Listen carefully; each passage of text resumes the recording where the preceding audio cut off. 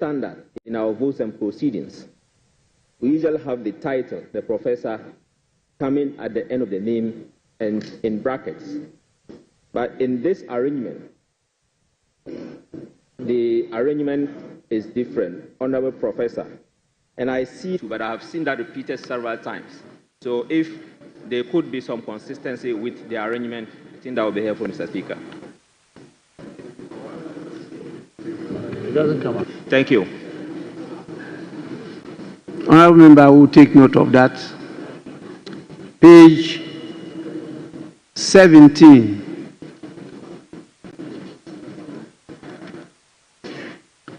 Page 18. Yes, please. Okay, Senate. Thank you, Right Honourable Speaker. Page 18. Page 18. Item 11 and 12 has been repeated. Honourable Alfred Ni Koteyashi. It's both at 11 and 12. Thank you, Mr. Speaker.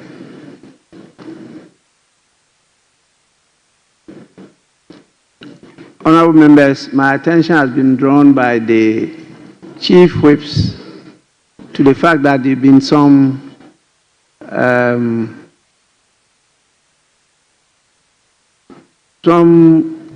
mistakes, errors in the list that was submitted and approved.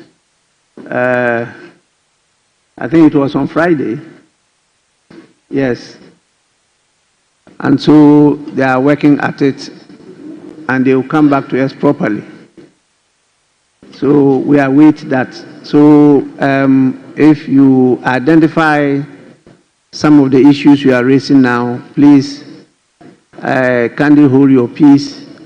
We'll get it corrected later on. Please. We'll do that later on.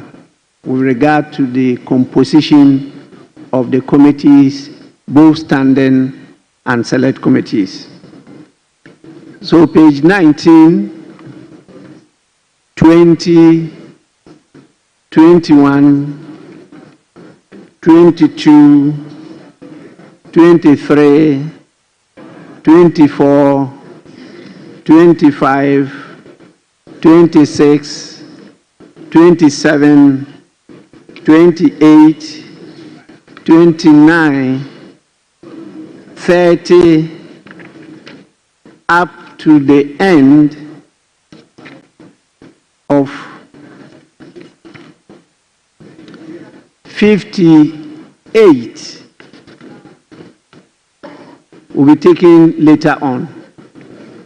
So please, honourable members, hold your peace until they resubmit the proper composition to the House.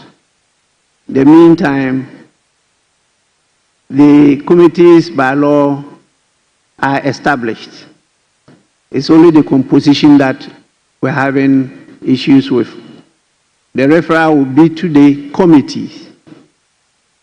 And that is what will happen after the presentation of the budget.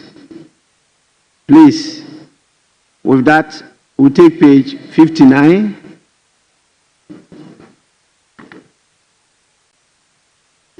Page 60.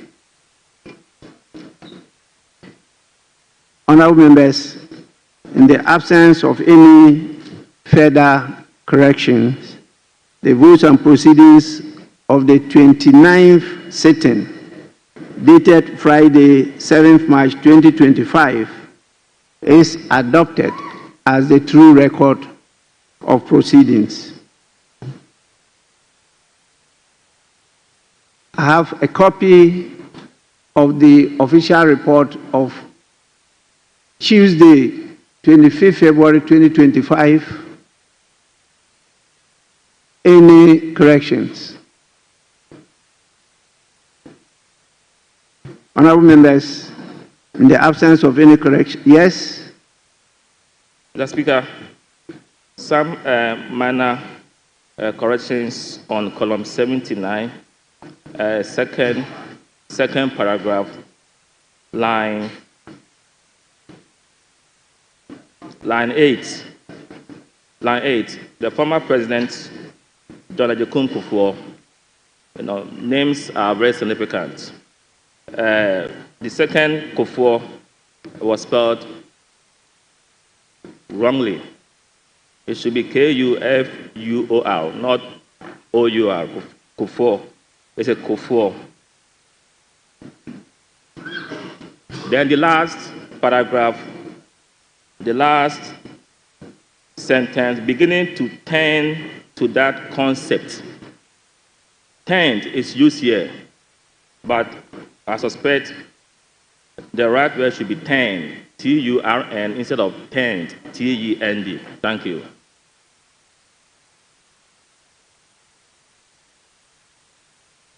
Table office kindly take note of that. Yes, honorable member. Thank you very much, Mr. Speaker. Mr. Speaker, on column 75, line 8,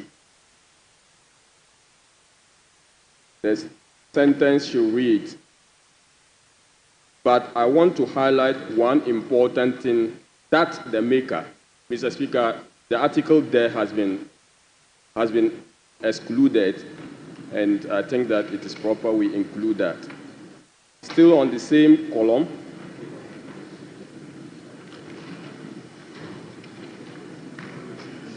line 17. Mr. Speaker, it should read as, I think that apart from the law, the act that was passed by the House, we has been omitted. We should look at the projects. So, Mr. Speaker, the Hansard department the table should include we there. Mr. Speaker, column 76,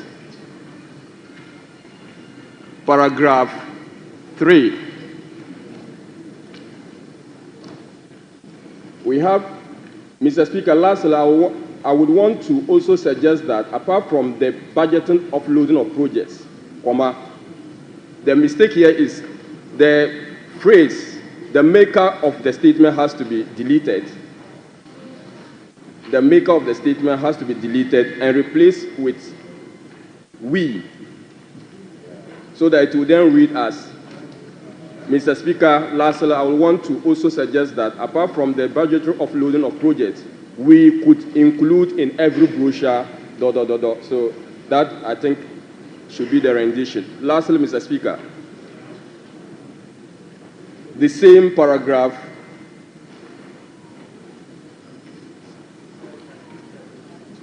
_12 line.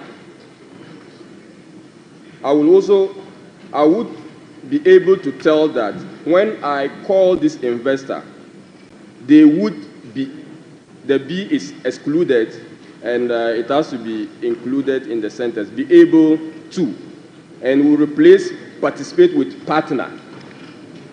We'll replace participate with partner in the same sentence. Thank you, Mr. Speaker.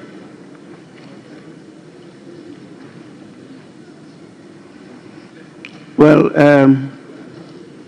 table office, you have to listen to the voice and do the proper thing. Well, this is quite massive, and partner and participate, they are quite different and distinct. So the voice will determine which one to use. Because if you read the standing orders, it talks about it being put in as much as possible is a verbatim reportage of what is said on the floor. Yes, please. I'm most grateful, Right Honourable Speaker. Right Honourable Speaker, at column 144 of the official report, my contribution to the tribute to the Osajefo, Dr. Kwame Nkrumah, the second paragraph at column 144, the word is faith columnists, not feed. So it should be FIFTH. What we have here is FEED. So, Mr. Speaker, if that can be corrected. And then the first paragraph at column 144, Fidel Castro should not belong to that category. It should be put in a different category. So if the corrections could be effected accordingly. Thank you, Mr. Speaker.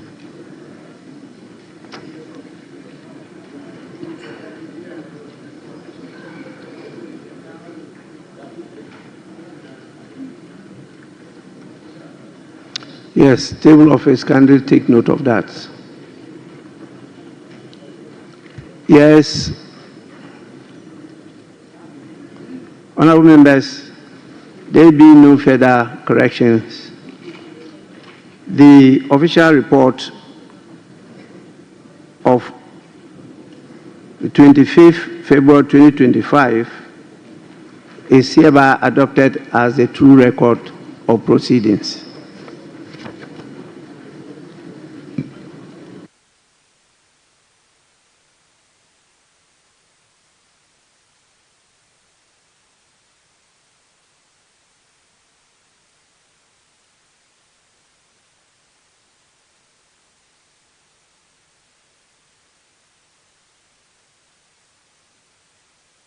Honorable members, we will now move on to the item of the day.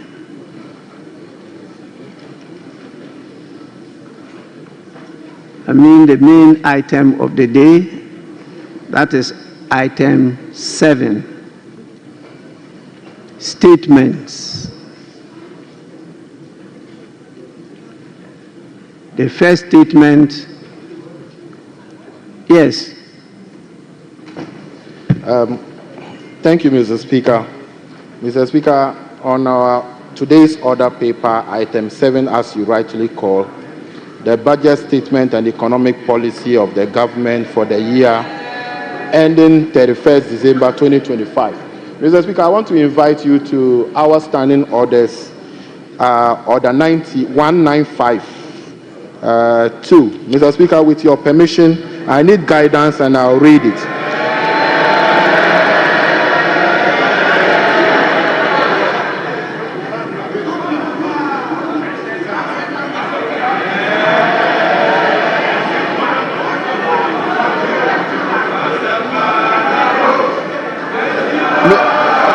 Mr. Speaker.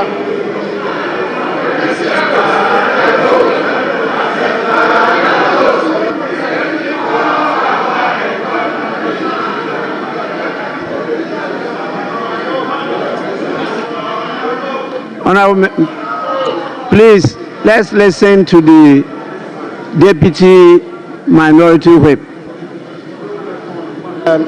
Thank you, Mr. Speaker. I think the Minister was, Mr. Speaker, order 1952. With your permission, Mr. Speaker, I need guidance and I read. The budget statement and economic policy of the government shall be presented to the House by the Minister responsible for finance on behalf of or on the authority of the President, and in a form the House may determine. Mr. Speaker, I'm emphasizing on the last part, in a form the House may determine. Mr. Speaker, as we speak, this new standing orders on this 9th Parliament, we haven't determined any form the budget statement will be presented as at now. Mr. Speaker, I have gone to read order 6, and I have checked on our schedule from schedule 1 to schedule 10, and that of order 6, and I have not been able to understand. And as we stand, Mr. Speaker, as at now, the House has not determined the form the budget is going to be presented. So, Mr. Speaker, the House has to determine the form before he can present any statement. Mr. Speaker, that is my plea, that the House must determine. My application is that the House must determine the form of the budget statement before he reads the statement. Thank you, Mr. Speaker.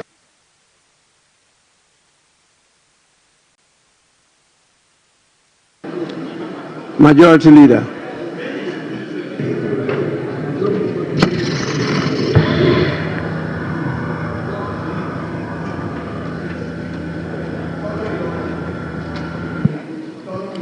Mr. Speaker, the Public Financial Management Act and its various amendments spell out clearly the budgeting process, the requirements of a budget, what must be contained in it, and etc. And that was a legislation enacted by the same Parliament. And this Parliament acts according to the prescriptions of that legislation. So if there are provisions in the standing orders that recommend that we have a form in which the budget should be presented, the provisions of the Public Financial Management Act, of course, is the parent legislation dealing with financial management and the presentation of budgets. So, Mr. Speaker, I don't think there's an issue here. Let's proceed and take the budget statement from the Minister of Finance.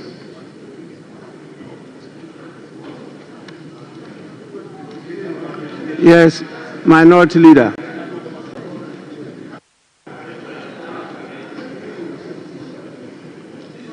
Mr. Speaker,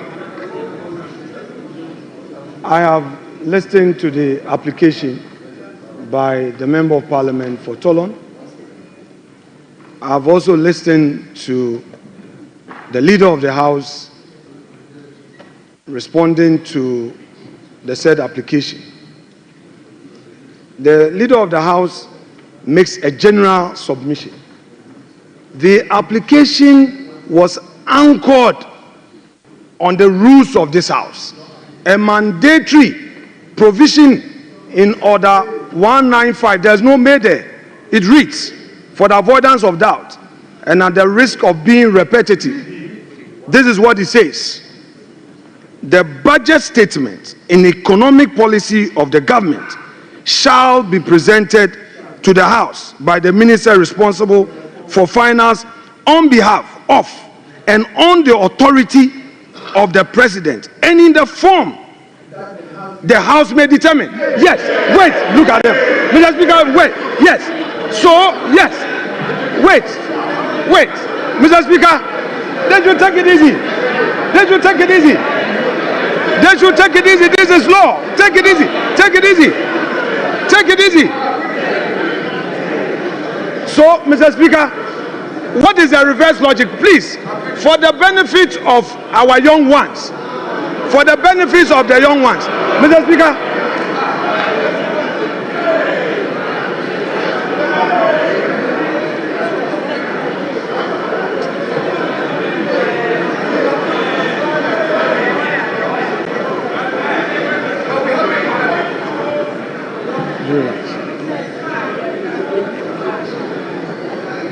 Mr. Speaker, this House is a house of procedure. This House is equally guided by its own rules and precedents. Wait a moment. For those who are in a hurry to shout in his agreement, if the law says may determine, is it also the case that in reverse logic, the House may decide not to determine any form? What? No, wait. The law is that a budget statement must be presented. But we are saying again that as a House, we may have to determine which form. So, Mr. Speaker, the invitation by the minority, the deputy minority whip, is well founded. He is inviting us as a House to determine, are we going to allow him to make a statement, or we are going to allow him to move a motion? Is it going to be in a form of a motion or in a form of a statement? This is a well-anchored application. Don't use your number to shout to intimidate him.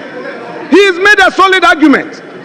This House has not determined the form in which this item has to be taken. The deputy minority whip is inviting us to set the ground rules. The majority leader got up and referred to PFM Act to say what? He didn't quote the specific provision. The man has made an application under our own rules. You didn't attack him on the rules. You didn't know. You didn't say anything against his application on the rules. Mr. Speaker, as the minister is here, in which form are we going to listen to him? What is he going to make a statement,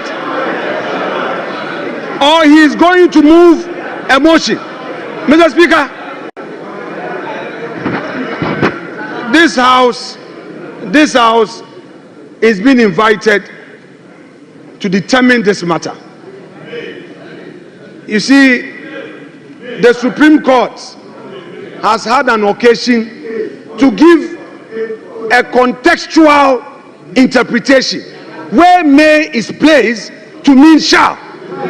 Yes, it is there. No, come on, Mr. Speaker, even that argument aside, put that argument aside. There's no need for any interpretation of whether may should be shall. The point is that the law provides that we should determine the form. The law says we should determine the form. In this house, there are ways to come here. You come to make a statement, you come to move a motion. What is the minister coming to do? It's for this house to determine. Is he going to move a motion in accordance with Article 179? Or he's coming to make a statement? And when he makes the statement, what happens? Is it going to be left with a chairman of a finance committee to now move that this house should debate the statement? Mr. Speaker, this is a solid application and he should be applauded for what he's done. Thank you, Mr. Speaker.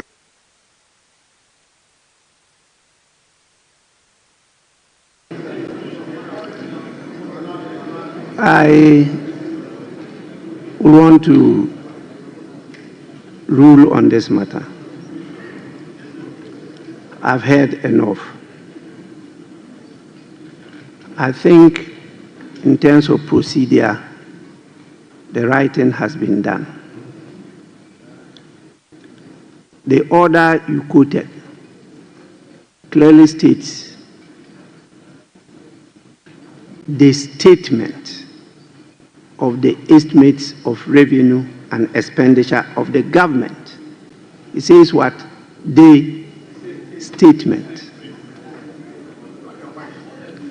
And so what they are bringing to us is a statement. And when statements are admitted, they are presented as statements. Now, when you go to 1952, which you refer to, it says the budget statement and economic policy of the government shall be presented to the House by the minister responsible for finance on behalf of or on the authority of the president. That's first. Second, and in a form the House may determine. Honorable Minority Leader, you are not in a shouting battle. Please.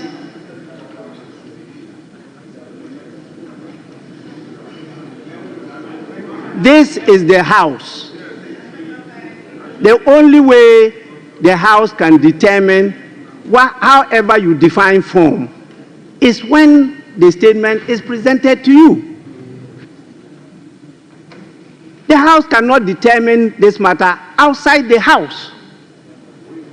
You can only determine it when you are truly sitting as a House. And this is the House. He's presenting the statement.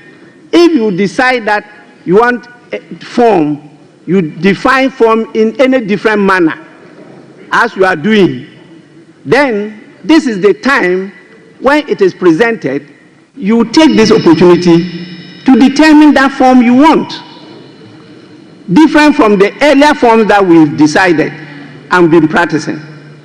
If this is what you want to do, please, the statement must first be presented to you it has to be presented to the House.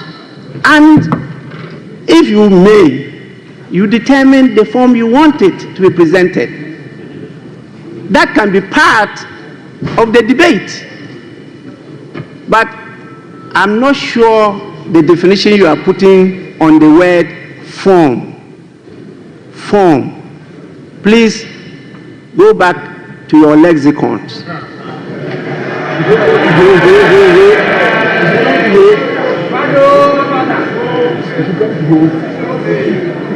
To determine the meaning of form. I think the writing is being done. The statement was admitted. It's been properly captured on the order paper as programmed by the business committee, and the minister is here to present the statement to the House. So the minister may do so. So honorable members,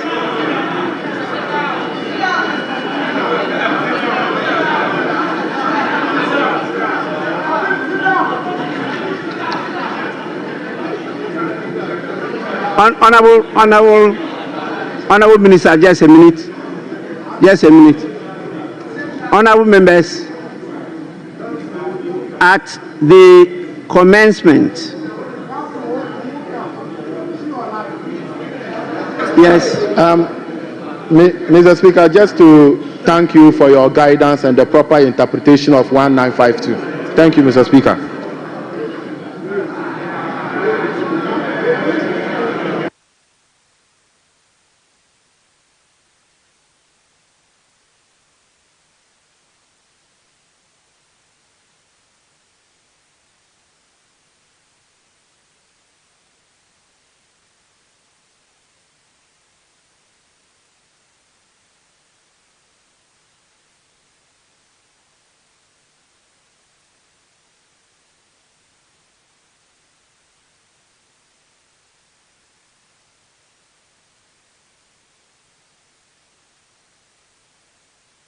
Galamsey, I think for the longest time until I became a Galamsey.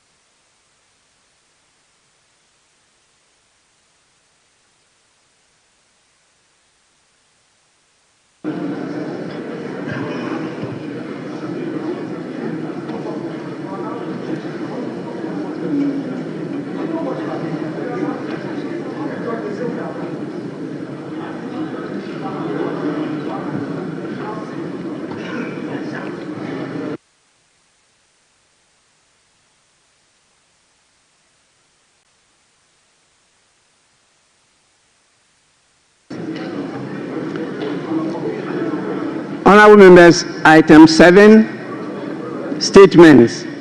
The budget statement and economic policy of the government for the year ending 31st December 2025. Minister for Finance.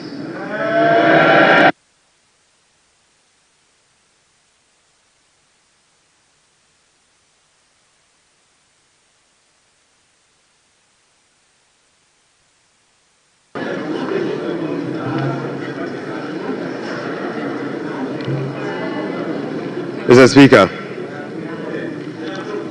on the authority of His Excellency the President, President John Dramani Mahama, and pursuant to Article 179 of the Constitution and the other paper and the standing orders of the House, Order 1952, and today's order paper, item 7. Mr. Speaker, I present to you the budget statement and economic policy of government for the year ending 31st December 2025. Right Honorable Speaker, today marks a moment of great significance, and I have the singular honor to stand before this House to present on behalf of His Excellency President John Dramani Mahama, following his extraordinary mandate, the maiden budget of his new administration. Mr. Speaker, I'm deeply grateful to His Excellency the President for entrusting me with this responsibility. Respectfully, Mr. Speaker, I also submit to this House the following statutory report as required by law. The 2024 annual report on the petroleum funds in line with Section 48 of the Petroleum Revenue Management Act 2011, Act 815, as amended, Mr. Speaker. Mr. Speaker, I also submit the 2024 Energy Sector Levies report in accordance with Section 6 of the Energy Sector Levies Act 2015, Act 899. And finally, Mr. Speaker, the 2024 annual report on the collection and utilization of the African Import Union Levy in line with Section 7 of the African Union Import Levy Act 2017, Act 952. Right, Honorable Speaker, with this budget, I will also be seeking a review of the following act to support the policies of government aimed at stabilizing the economy and promoting inclusive growth. The first will be an amendment to the Petroleum Revenue Management Act 2011, Act 815. The second will be the Ghana Infrastructure Investment Fund 20, Act 870. And the second will be an amendment to the Mineral Income Investment Fund Act 2018, Act 978. The Speaker, I will also be seeking amendment to the Energy Sector Levies Act 2015, Act 899. I will be seeking amendment to the Ghana Cocoa Board Act, Act 1984, the PNDC Law 81, as amended. The Speaker, that's not all. I will also be seeking amendment to the Earmark Funds Capping and Realignment Act 2017, Act 947, the Ghana Procurement Authority Act 2003, Act 663, as amended in Act 914. Speaker, I will be seeking amendment to the Ghana Education Trust Fund Act 2000, Act 581. And finally, Mr. Speaker, I will also be seeking amendment to the Fiscal Responsibility Act 2018, Act 982, and incorporating into a comprehensive public financial management act. Mr. Speaker, I forgot to add that I will also be seeking amendment to the Revenue Administration Act 2016, Act 915. So, Speaker, we remain committed to the pursuit of our 24-hour economic policy of stimulating economic growth and job creation. Right, Honorable Speaker, this policy will contribute to addressing Ghana's structural economic challenge by creating an integrated, efficient, and increasingly export-driven industrial economy that fulfills the utilization of our national resources, capital, and labor power. Right, Honorable Speaker, will be presenting the 24-hour economic policy to Parliament in due course. In this respect, Mr. Speaker, the Labour Act, the Ghana Investment Promotion Act, and other enabling legislations will be reviewed accordingly.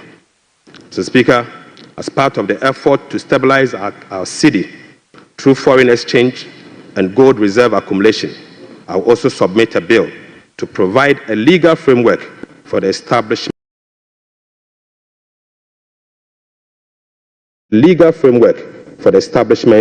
of the Ghana Gold Board for the consideration of this House.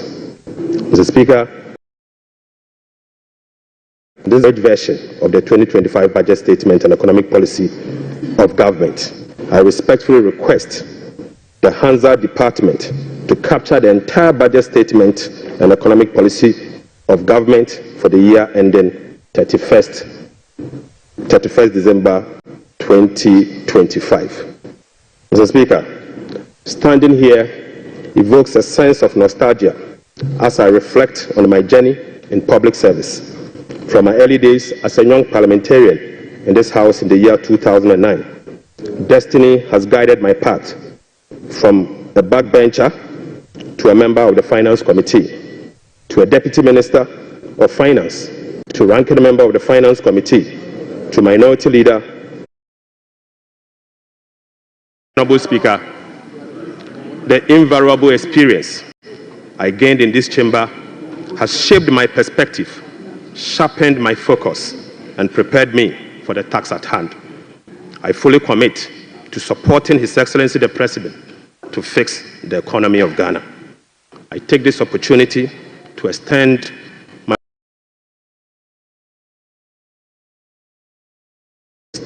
profound gratitude to the good people of Ejuma Kwenyane, my constituents, and to you, Mr. Speaker, and members of this House across the aisle for your unwavering support throughout my years in this chamber. Mr. Speaker, this esteemed House is a sanctuary of rigorous debate, principled cooperation, and at times constructive disagreement, all in the pursuit of greater good of our beloved country. I look forward to working with you, Right Honorable Speaker, and my colleagues on both sides of the aisle to reset the Ghana's economy through sound policy and structural reforms that will propel our country forward. Mr. Speaker, there comes a time in a nation's history when fundamental challenges must be confronted, difficult choices must be made, and a new course. Defining moment is now. Be set, Mr. Speaker. For Ghana, the defining moment is now. Mr. Speaker, President John Dramani Mahama made a commitment to reset Ghana for jobs, accountability, prosperity. Mr. Speaker, as captured in the NDC manifesto, in this regard, the theme of our budget is resetting the economy for Ghana we want.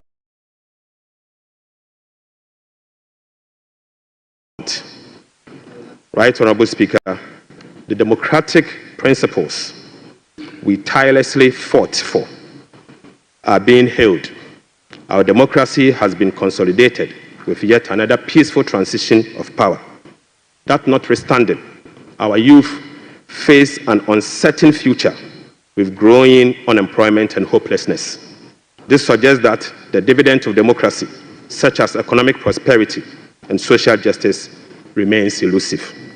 Mr. Speaker, the choice before us as a country are clear. We can either continue on a path of self-destruction by not confronting the problems, or we can embark on a journey of fundamental reforms and transformation, one that resets our economic model, redefines our priorities, honors our social contract, and provides opportunity for all. Mr. Speaker, luckily, President Mahama has chosen the path of reform and transformation. He will fix the economy. He will restore hope and lead us to build the Ghana we want together. Right Honorable Speaker, this budget was preceded by the National Economic Dialogue on the theme Resetting Ghana, Building the Economy We Want Together, on the 3rd and the 4th of March 2025. Through this consensus-building dialogue, the people demanded a decisive action, real solution to the severe challenges that plagued us as a country. Mr. Speaker, the 2025 budget is a culmination of the true aspirations, felt needs, genuine desires of the people of Ghana, expressed through the engagement with diverse stakeholders. As part of our broad consultation also, ahead of the budget, we recently engaged traders at major trading centers, including the Mokola market, to listen to their concerns, gauge their expectations, and elicit their input. Mr. Speaker, the extensive consultation revealed that the overriding concern among Ghanaian traders and business community remains price and exchange rate stability. Apart from eroding their working capital, exchange rate volatilities makes effective business planning impossible and increase the cost of doing business. This budget outlines far-reaching measures which will be implemented in close collaboration with the Central Bank, the Bank of Ghana, to effectively and efficiently manage the exchange rate and inflation. Mr. Speaker, we also engage the youth of Ghana in a dialogue on social media as part of our new budget consultation. Mr. Speaker, during my engagement with the youth, it was revealed that 321 pharmacists who were employed since June 2023 have not received their salaries. We will take urgent steps to remedy this situation immediately. Right Honorable Speaker, this conversation was an eye-opening experience, one that strengthened my belief that the voices of the youth matter in designing policies that directly and indirectly impact their lives and future. So, Speaker, in the year 2016, I came to this chamber on behalf of the then Minister of Finance, the Honorable Public Financial Management System. Even though, Mr. Speaker, the Public Financial Management Act remains one of the best in the world, its poor implementation has rendered our public financial management systems weak, allowing for abuse and costly infraction. So, Speaker, President Mohammed's government is committed to the full implementation of this critical legislation. So, Speaker, accordingly, we will enforce the sanction regime, link contracting and public procurement to budgetary provisions in the medium-term expenditure framework, and seek parliamentary approval for all multi-year commitments as required by law. Mr. Speaker, we will comply with the public procurement process and link them to approved budget. We will also respect the limits of the appropriations as approved by Parliament. We will rationalize the management of the compensation of employees, including conducting headcount across the country. Mr. Speaker, I now turn my attention or my focus to the state of the Ghanaian economy as at 31st December 2025. Right Honorable Speaker, Mr. Speaker, I now focus my attention on the state of the Ghanaian economy as at 31st December 2024. Mr. Speaker, hands on heart, we inherited an economy in deep crisis. Mr. Speaker, an economy hard hit with debt and beset by other fiscal challenges, such as large accumulation of MDRS, energy sector shortfalls, and financial sector payments. Mr. Speaker, weak commitment control and reckless public spending have reversed the progress made in fiscal consolidation, even under the IMF program that commenced in the year 2023. Mr. Speaker, notwithstanding the gains made under the IMF-supported program that was to achieve through the painful sacrifice of domestic bondholders, external creditors, and taxpayers, the economy remains in distress. Right Honorable Speaker, key performance indicators to be assessed by the IMF staff in the upcoming fourth review of the program, scheduled for April 2025, such as the primary balance on commitment basis, inflation, social protection, and others, as at end 2024, are likely missed. Right Honorable Speaker, in addition, all structural benchmarks due by end December 2024 are also missed. So, Speaker, inflation worsened in the year 2024 from 23.2% in the year 2023 to 23.8% in 2024. So, Speaker, the 2024 end period inflation also exceeded the budget target of 15% by 8.8 percentage points and the IMF central target of 18% by 5.8 percentage points. Unfortunately, this has triggered a discussion with IMF under the monetary policy consultation clause. Right Honorable Speaker, the primary balance on commitment basis worsened from a deficit of 0.2% of GDP in the year 2023 to a deficit of 3.9% in the year 2024.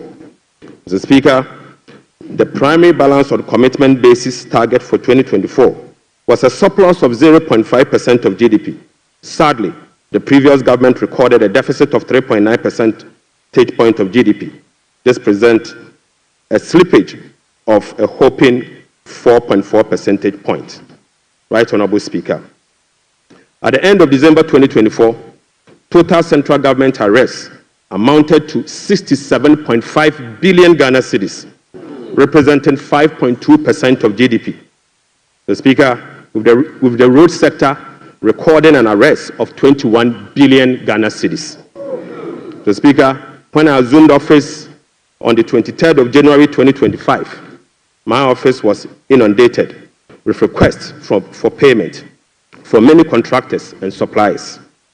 To ascertain the total arrests and outstanding payment for all MDAs, the Ministry of Finance decided to formally request all MDAs on the 28th of January 2028 to submit information on all arrests and outstanding claims for validation.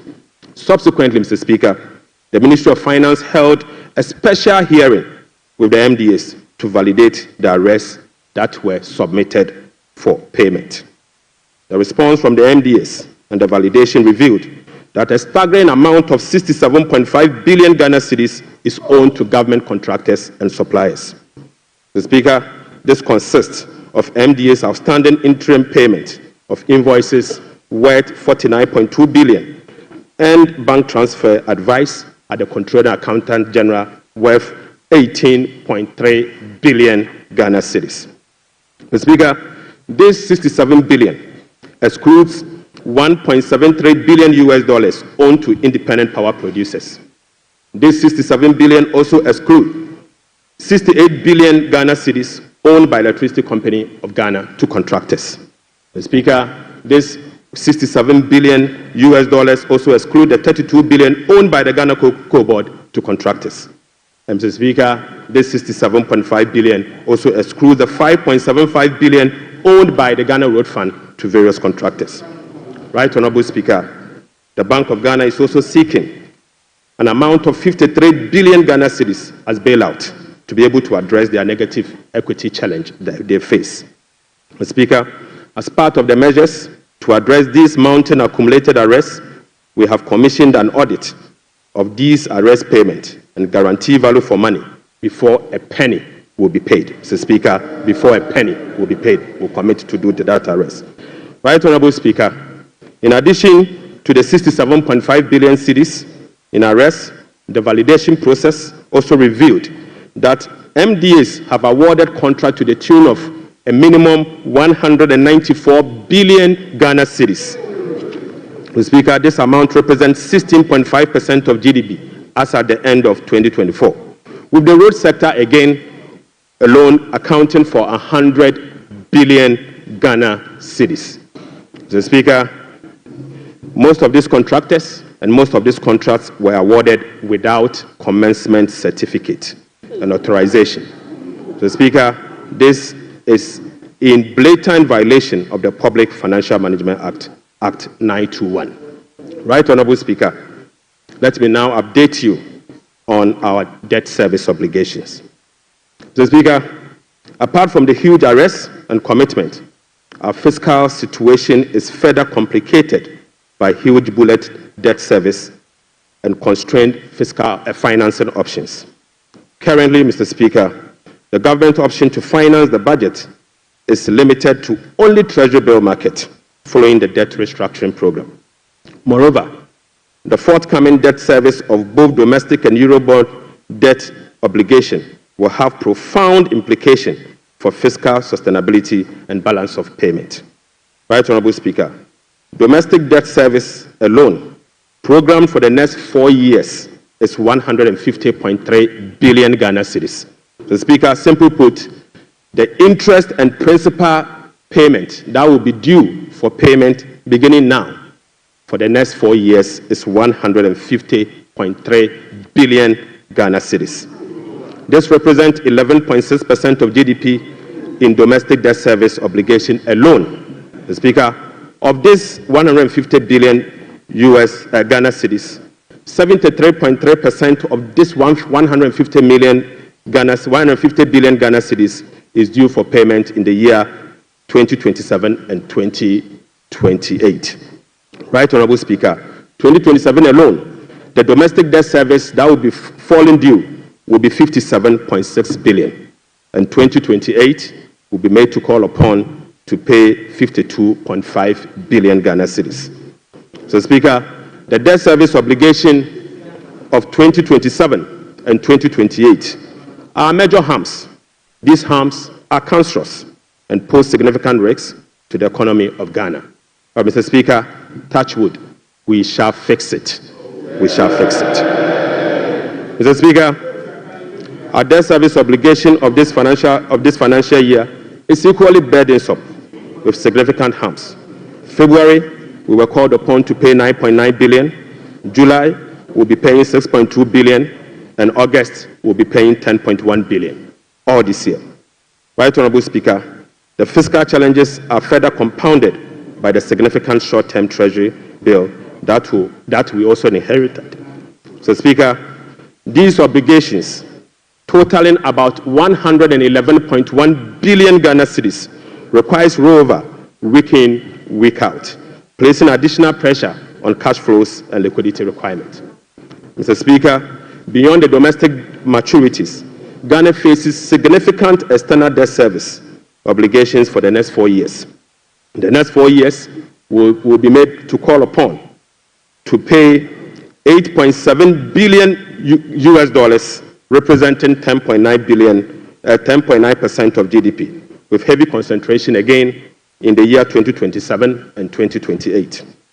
Again, Mr. Speaker, 55% of this external debt service will be due in the year 2027 and 2028. Right Honorable Speaker, in the year 2027, we'll be made to pay $2.5 billion US dollars, and 2028, we'll have to again pay $2.4 billion US dollars.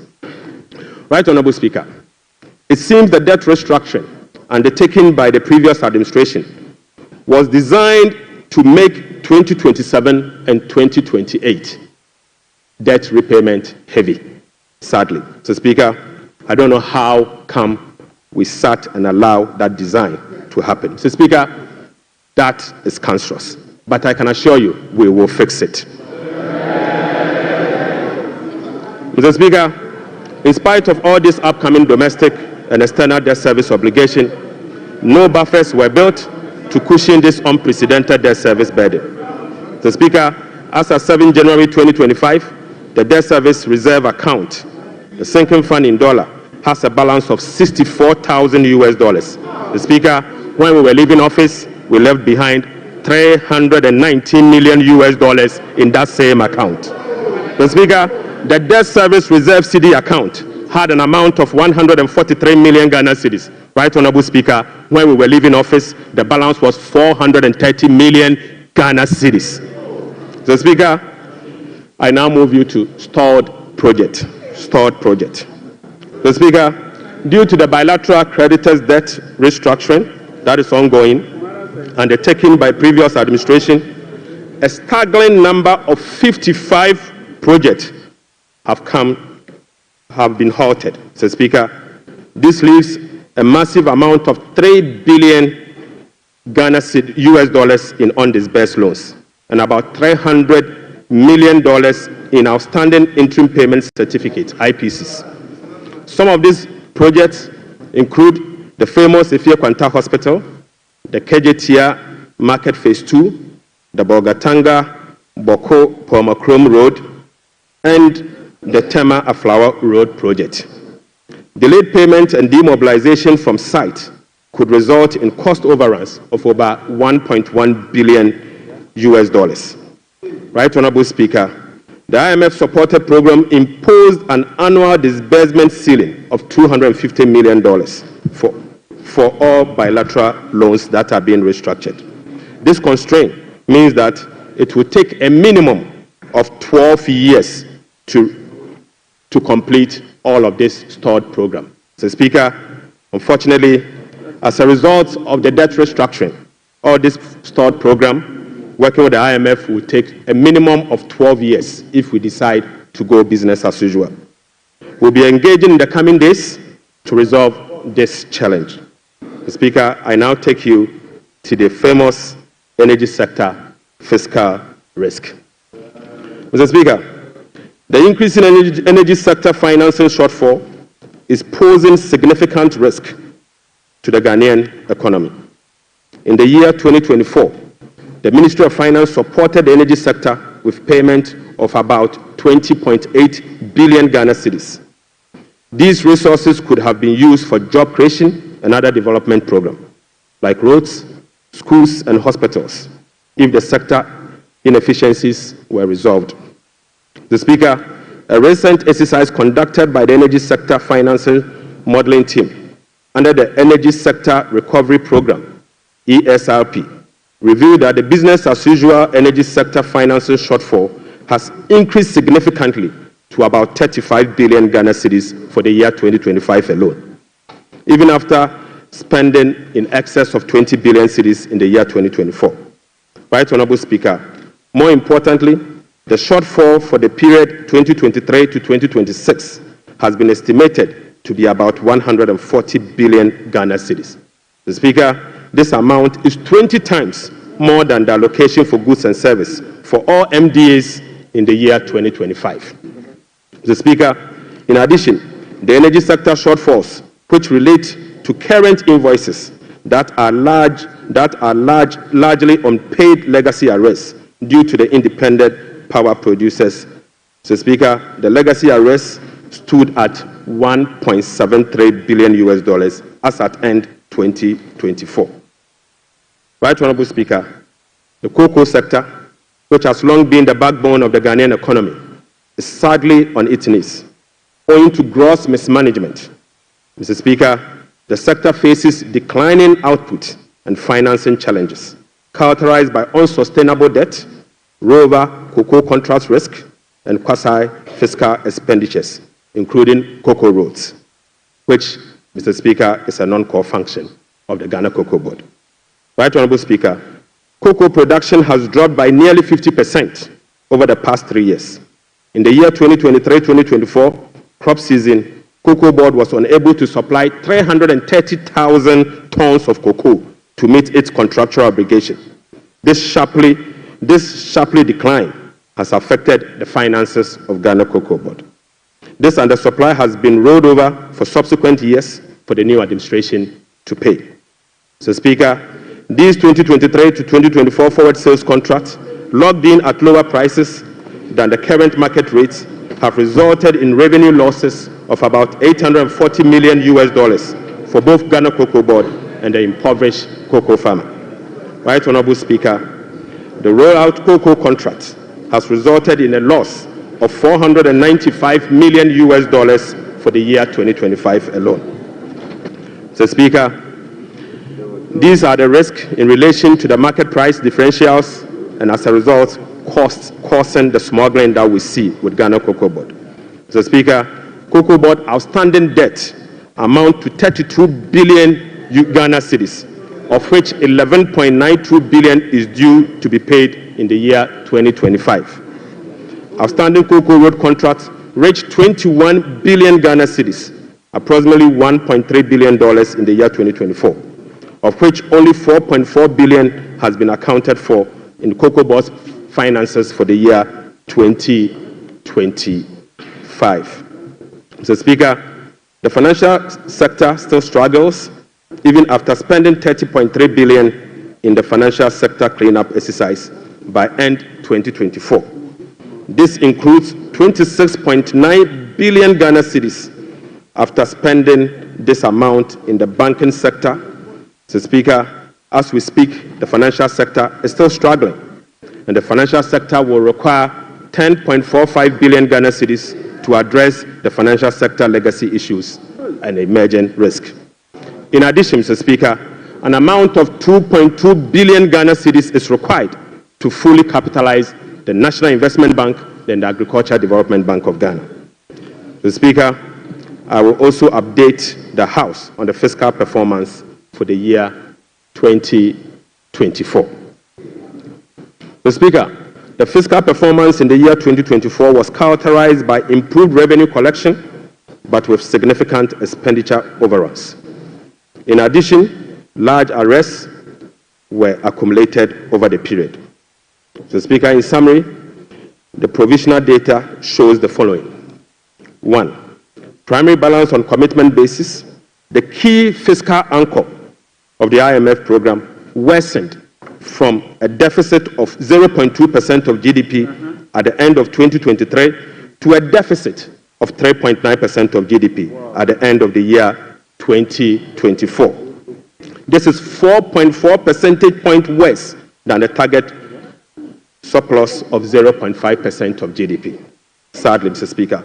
On cash basis, Mr. Speaker, the primary balance was a deficit of 1.2% of GDP against a target of 0.6% of GDP, representing a 100% deviation. Mr. Speaker, the overall fiscal balance on commitment basis for 2024 was a deficit of 7.9% of GDP against a target of 4.2% of GDP, while the overall fiscal balance on cash basis was a deficit of 5.2% of GDP against a target of 5.3% of GDP. Total revenue and grant amounted to 186.6 billion Ghana cedis, or 15.9% of GDP, 5.3% above the revised target of 177.2 billion Ghana cedis, or 17.4% of GDP. The performance was mainly driven by higher than programmed oil and gas receipt and higher non-oil tax revenue collection. Total expenditure on commitment basis, including discrepancies, amounted to 279.2 billion, or 23.7% of GDP. This is 27.1% above the budget provisions of the year 2024, Mr. Speaker. The primary balance on commitment basis, including discrepancies, amounted to 232.4 billion, or 19.8% of GDP. This is 35.3% above the target of 171.7 billion, or 16.8% of GDP. Unfortunately, Mr. Speaker, all expenditure lines exceeded their respective targets for the period, except for interest payments, goods and service, and other expenditures. Right Honorable Speaker, the discrepancies for the year 2024 being unclassified expenditure was 3.8 billion Ghana cedis as compared to 12.9 billion Ghana cedis in the year 2023.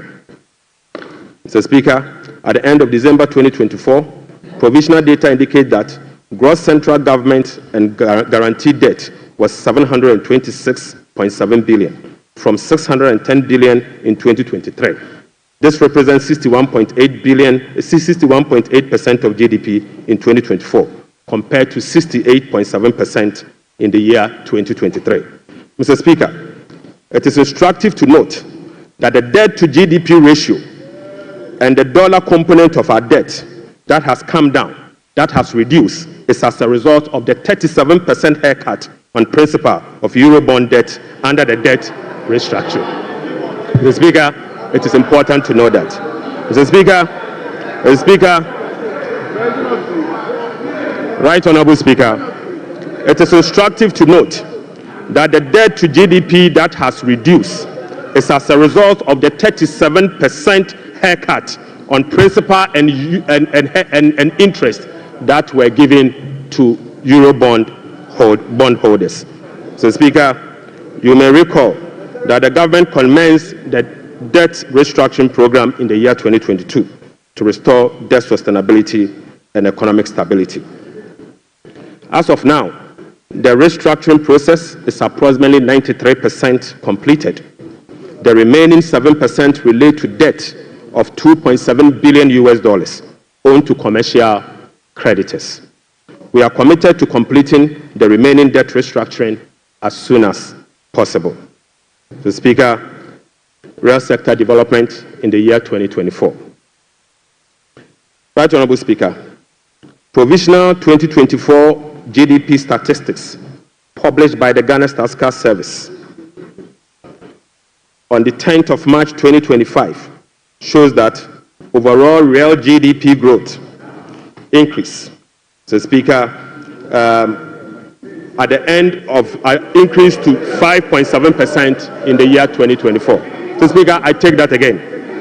The Speaker, provisional 2024 GDP statistics published by the Ghana Statistical Service on the 10th of March 2025 showed that overall GDP growth grew by 5.7% of GDP in the year 2027, compared to the growth rate of 3.1% recorded over the same period. Mr. Speaker, the key driver of this growth was largely coming from gold mine, Mr. Speaker, including Galamsey. Including Galamsey. Mr. Speaker, Galamsey growth cannot be sustainable. Mr. Speaker, non-oil GDP growth. Mr. Speaker, the non-oil GDP grew by 0.6% in the year 2024, compared with the growth rate of 3.6% recorded in 2023. Mr. Speaker, the gross international reserves increased to a stock position of $8.98 billion at the end of 2024, and was enough to cover 4 months of imports, exceeding the target of a floor of 3 months of import cover. At the end of 2024, the currency had depreciated by 19.2% against the US dollars, 17.8% against the British pound, Mr. Speaker, and it had depreciated by 13.7% against the euro. Mr. Speaker, Right Honorable Speaker, it is what it is. The state of our economy is troubling, but we will fix it. Mr. Speaker, touch wood, we will fix it. But Mr. Speaker, it will require some sacrifices, truthfulness, transparency, and discipline. We will take strong measures to confront the situation head on. Mr. Speaker, the sacrifice must come from all stakeholders, beginning with the government. Mr. Speaker, His Excellency the President appreciates this and has led the charge by significantly downsizing his government from the Elephant 88 to the Umbrella 60. Mr. Speaker, he has also reduced the number of his government ministries from the Elephant 30 to the Umbrella 23. Mr. Speaker, as part of the contribution to the resetting agenda, organized labor has followed suit by working with government and employers association to agree on a modest 10% increase in base pay and minimum wage for the year 2025. Right Honorable Speaker, on behalf of His Excellency the President, I would like to express my profound gratitude to organized labor and employers.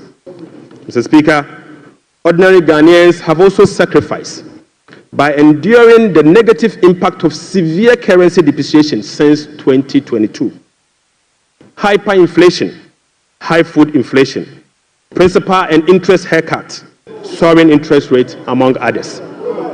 Mr. Speaker, it is now time for the people's representative, the members of parliament, and the judiciary to also follow suit. I would like to call on all other stakeholders, including the business community, faith-based organizations, academia, and civil society to support this national call. So, Speaker, our immediate task is to reset our nation, to restore good governance, reduce the excruciating suffering of our people, and set our country on a trajectory of economic transformation. So, Speaker, our vision is to build a prosperous and a democratic state, anchored on the principles of freedom and justice, providing equal opportunities for all. So, Speaker, through this vision, we will work together to build the Ghana we want. Right Honorable Speaker, the resetting agenda will be anchored on the following. 1, restoring hope in our democracy, renewing trust in public officials, and helping every Ghanaian attain their full potential. Offering a trusted hand to the vulnerable particularly women and youth, and creating a new Ghana for coming generations. And finally, stimulating demand by patronizing made-in-Ghana goods under the 24-hour economy. Mr. Speaker, today I came to this chamber with made-in-Ghana bag, signifying, Mr. Speaker, with made-in-Ghana bag, Mr. Speaker, I would like to first present, Mr. Speaker, they don't know that in Ghana we sew suit.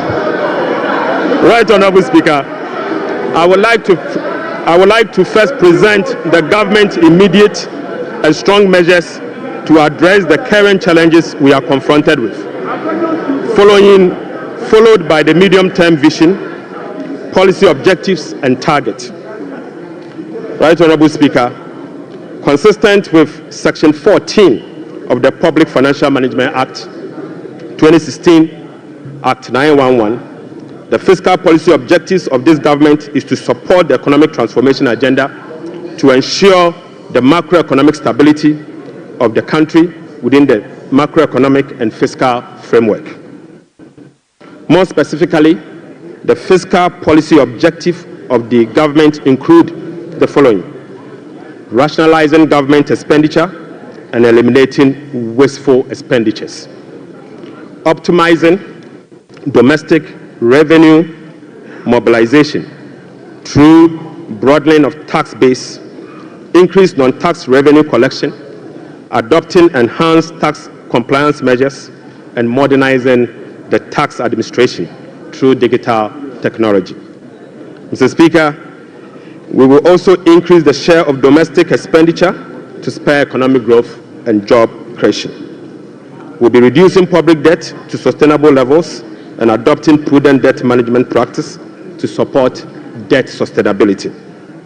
Reducing the fiscal deficit progressively in accordance with the amended Fiscal Responsibility Act to promote fiscal and debt sustainability. And Mr. Speaker, restoring confidence in the Ghana economy.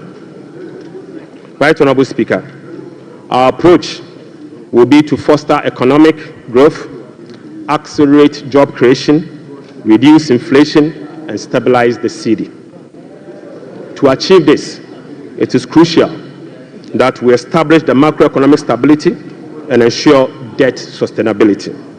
Mr. Speaker, we are confident that by prioritizing these fundamental elements, we can cultivate an environment where individuals can prosper and businesses can thrive in Ghana. Mr. Speaker, Ghanaians, through the recent National Economic Dialogue, have expressed a clear desire for fiscal deficit and public debt to be reduced through cuts in government spending rather than through only tax measures.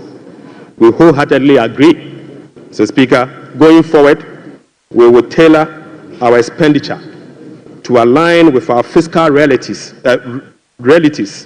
After all, whoever pays off their debt gets rich.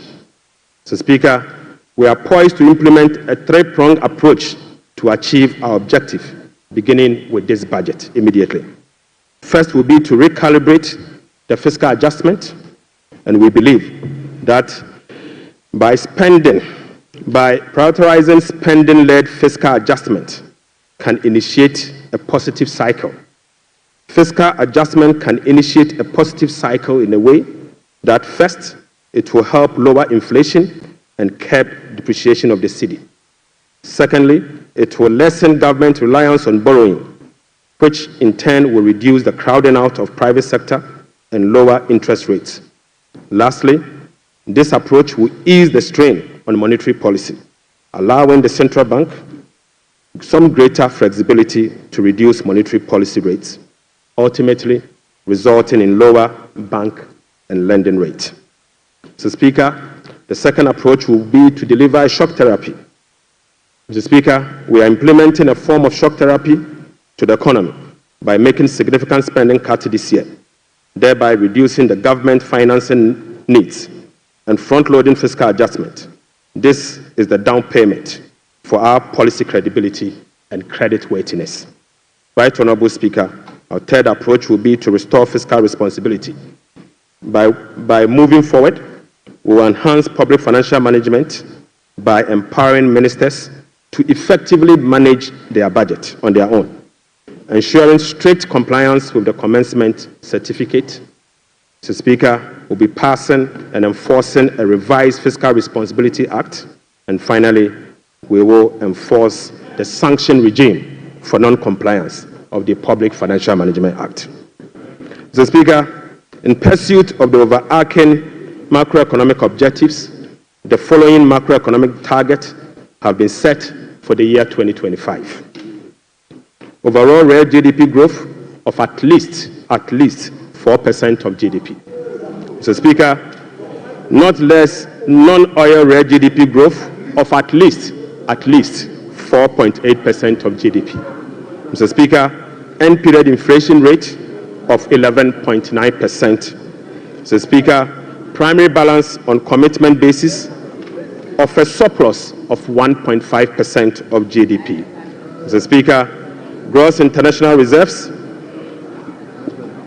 including oil funds and encumbered assets, to cover not more than a minimum of 3 months of import. Mr. Speaker, to address inflation, government will implement a number of measures to complement the Bank of Ghana and monetary authorities. Mr. Speaker, the measures to stabilize the exchange rate include the following. We will be establishing the Ghana Gold Board to enhance the generation of accumulation of forex to support the stability of the Ghana cedi. The Bank of Ghana will continue to implement its FX forward auction to support the stability of the Ghana cedi. Government's strong fiscal consolidation through the reduction in public sector spending and the fiscal deficit will reduce the pressure on the exchange rate. Mr. Speaker, our import substitution drive under the 24-hour economy involving domestic production of key products originally imported will reduce import and related FX requirements, boding well for FX stability. Right Honorable Speaker, we are addressing the inflation problems through a number of measures, including the following. First, specific interventions, including the Agriculture for Economic Transformational Agenda, is expected to increase food production and reduce food inflation. Government will implement policies that target items with large weight in the CPI basket, such as transportation and utility, to reduce their prices. Mr. Speaker, our aggressive fiscal consolidation drive aimed at reducing the fiscal deficit and borrowing will contribute significantly to reducing inflationary pressures. Right Honorable Speaker, our strategy to improve exchange rate stability will reduce imported inflation and fuel prices. And Mr. Speaker, the Bank of Ghana will maintain an appropriate monetary policy stance and use its liquidity management interventions to support the disinflation process. Right Honorable Speaker, to achieve our expenditure-led fiscal consolidation objectives, we will implement the following measures. Mr. Speaker, I now take you to our expenditure measures. Mr. Speaker, the following expenditure measures will be implemented in 2025 and the medium term to support fiscal consolidation agenda. First, we will conduct a comprehensive audit to validate the quantum of arrests and commitment as at 31st December 2024. Mr. Speaker, the mandatory use of blanket purchase order to capture multi-year commitment contracts in line with our medium-term expenditure ceilings will be implemented. We will amend the Public Procurement Act to provide for an independent value for money office to scrutinize government procurement.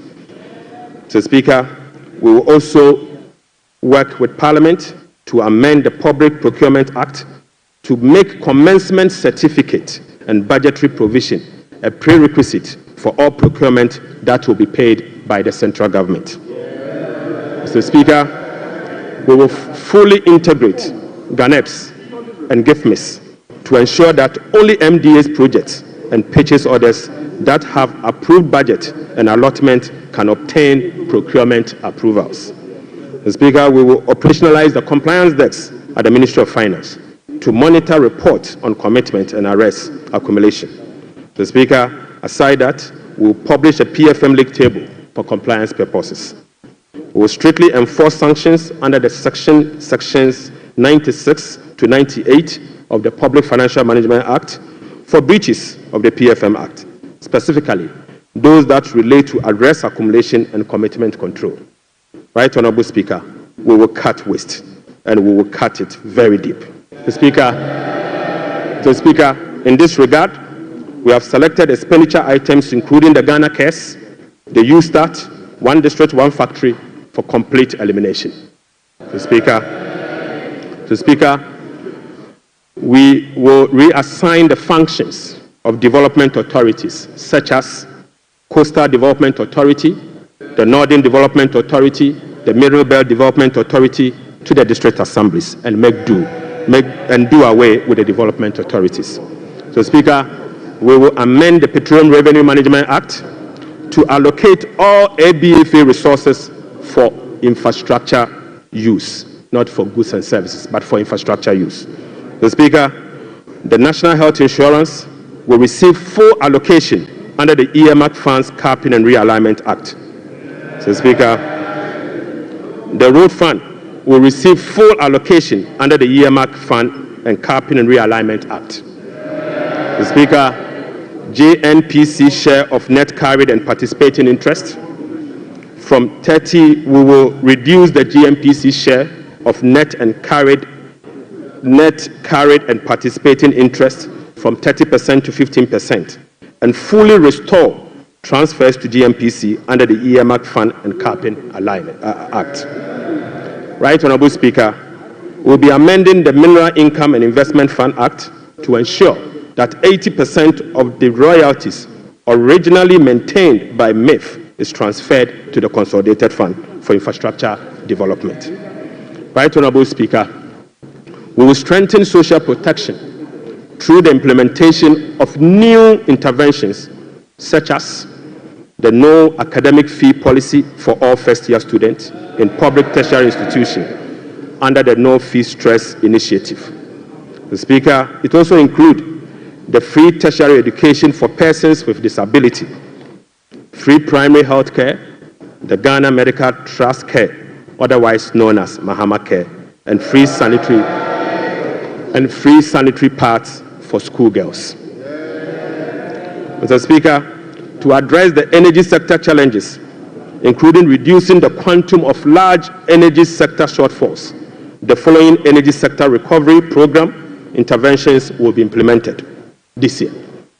First, Mr. Speaker, ECG and NEDCO will implement a number of measures, including metering and implementation of private sector participation. Mr. Speaker, we'll also implement the liquid fuel to gas swap through an increase in end gas supply from 60 MMSC per day to 100 MMSC to take advantage of cheaper gas prices and others. Mr. Speaker, we will complete the IPP capacity renegotiation to generate some savings through negotiated lower fixed capacity charges and variable O&M charges.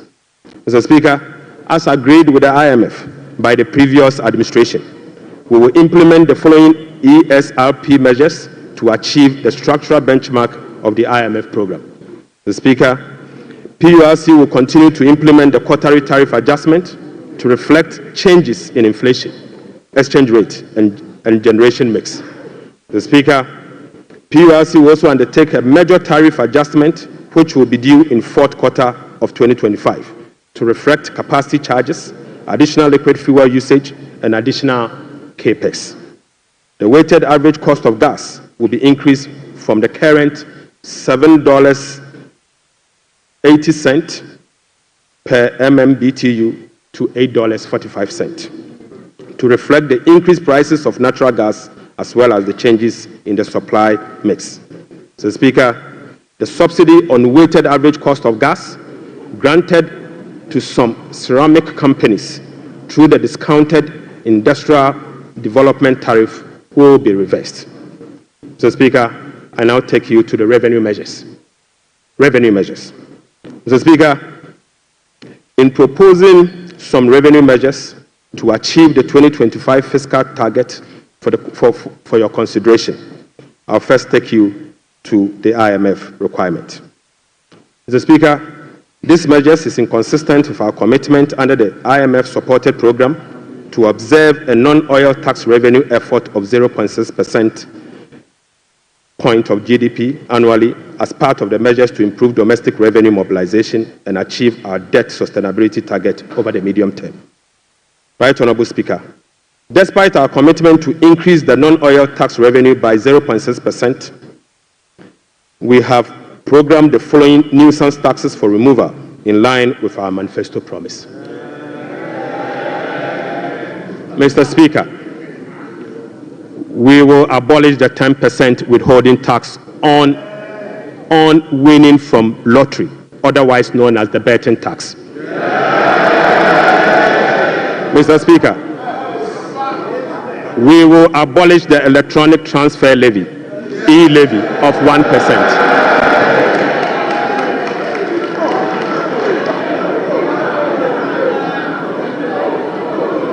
Mr. Speaker,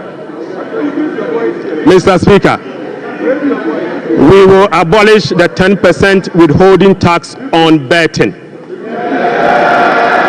We will abolish the electronic transfer levy, e-levy of 1%. We will abolish the emission levy, otherwise as a Wusie tax. We will abolish the VAT on motor vehicle insurance policy. Mr. Speaker, we will abolish the 1.5% withholding tax on unprocessed gold by small-scale miners.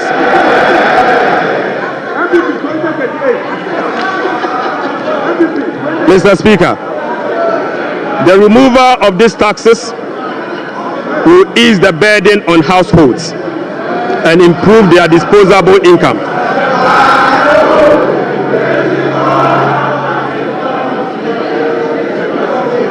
Right Honorable Speaker, the removal of these taxes will ease the burden on households and improve their disposable incomes.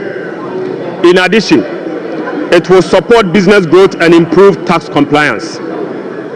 Mr. Speaker, Right Honorable Speaker, the tax refund account has been abused in recent years. In the last 8 years, a study revealed that 29.1 billion Ghana cedis had accrued to the tax refund account, with only 12.5 billion Ghana cedis, representing 43% of the total accrued amount, being used for tax refund purposes.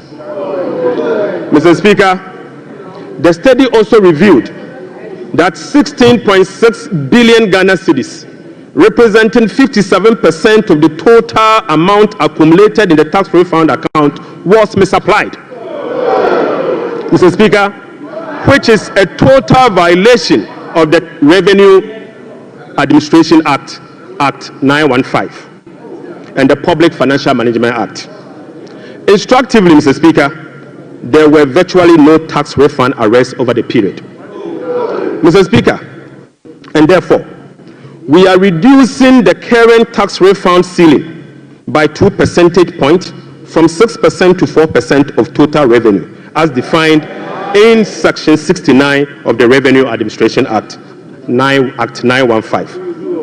Mr. Speaker, by reducing the ceiling on the tax refund from 6% to 4%, Right Honorable Speaker, we have saved the taxpayer 3.8 billion Ghana cedis. Mr. Speaker, this amount is enough to close the revenue shortfalls from the removal of the e-levy and the betting levy. Mr. Speaker, the e-levy would have accrued 1.9 billion Ghana cedis, and the betting tax would have accrued 180 million. The two put together is just above 2 billion Ghana cedis. By reducing the tax refund account from 6 to 4, it is enough to remove this tax, and a savings will be provided to take care of social interventions. Mr. Speaker, already we have saved 3.8 billion cedis for 2025 alone from one source, and this is enough to close the gap from the taxes we have removed today. Mr. Speaker, to address the concerns from well-meaning Ghanaians on how we are going to close the revenue shortfalls as a result of the removal of the selected taxes, the answer is that we have stopped the bleeding. We have stopped the bleeding. Mr. Speaker, accordingly, with this budget, we will amend the Revenue Administration Act 2016, Act 915. This measure will improve the tax revenue net of tax refund by 2%, representing 0.3% of GDP. Mr. Speaker, in line with government policy, the 2025 minimum wage recently negotiated with the National Tripartite Committee will be zero rated. This is consistent with our resolve to protect the poor and the vulnerable. Mr. Speaker, again, without increasing the levy, we will also review the Energy Sector Levies Act to consolidate the energy debt recovery, the Energy Sector Recovery Levy, and the Sanitation and Pollution Levy into one levy and use the proceeds to cater for energy sector shortfalls and service the inherited debt service obligation. Mr. Speaker, the reset has just begun. Right, Honorable Speaker, the rest of the energy sector levies, including the Road Fund Levy, Energy Fund Levy, Price Stabilization and Recovery Levy, Public Lighting Levy, and National Electrification Levy will remain to support the achievement of their intended objectives. Right, Honorable Speaker, Ghana has not sufficiently capitalized on the benefits of its extractive sector to generate revenue to support development and diversification. We have failed to leverage our natural wealth by capturing its rent and channeling it towards productive infrastructure and human capital. Natural resource rent, which is the difference between the revenue of a commodity and the average cost of producing that commodity, is about 14% of GDP in the case of Ghana. However, Mr. Speaker, revenue from extractive industry is around 1.5% of GDP only. This is because, as a country, we have failed to fully capture the economic rent of our natural resources. Mr. Speaker, whereas global gold prices have seen some significant increase in recent times, Ghana has not been able to take full advantage of the development. Subsequently, Mr. Speaker, we are proposing to increase the Growth and Sustainability Levy from 1% on gross production of mining companies to 3% to enable the nation to have its fair share of the windfall. Mr. Speaker, we also propose to extend the sunset clause to 2028. Mr. Speaker, we also propose to extend the sunset clause of the special import levy to 2028. Mr. Speaker, Ghanaians, and this Honorable House will recall that road tolls on public roads were zero rated in the year 2022. Demand for construction and improvement of road infrastructure continues to increase, even as substantial arrests and claims in the road sector remains. Right, Honorable Speaker, while the annual average collection from road tolls have not been significant compared to its potential, the existing zero-rated policy for road tolls has increased the situation and dimmed the prospect of raising enough revenue from tolls to road construction and maintenance.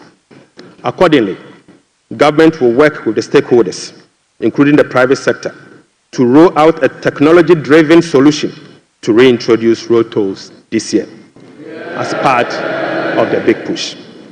Right, Honorable Speaker, we will also strengthen the legal and regulatory regime for non-tax revenue and enforce the framework to to improve service delivery. This will be achieved through the introduction of an overarching non-tax revenue legislation, amendment of existing relevant laws, and the development of a national non-tax revenue strategy and policy.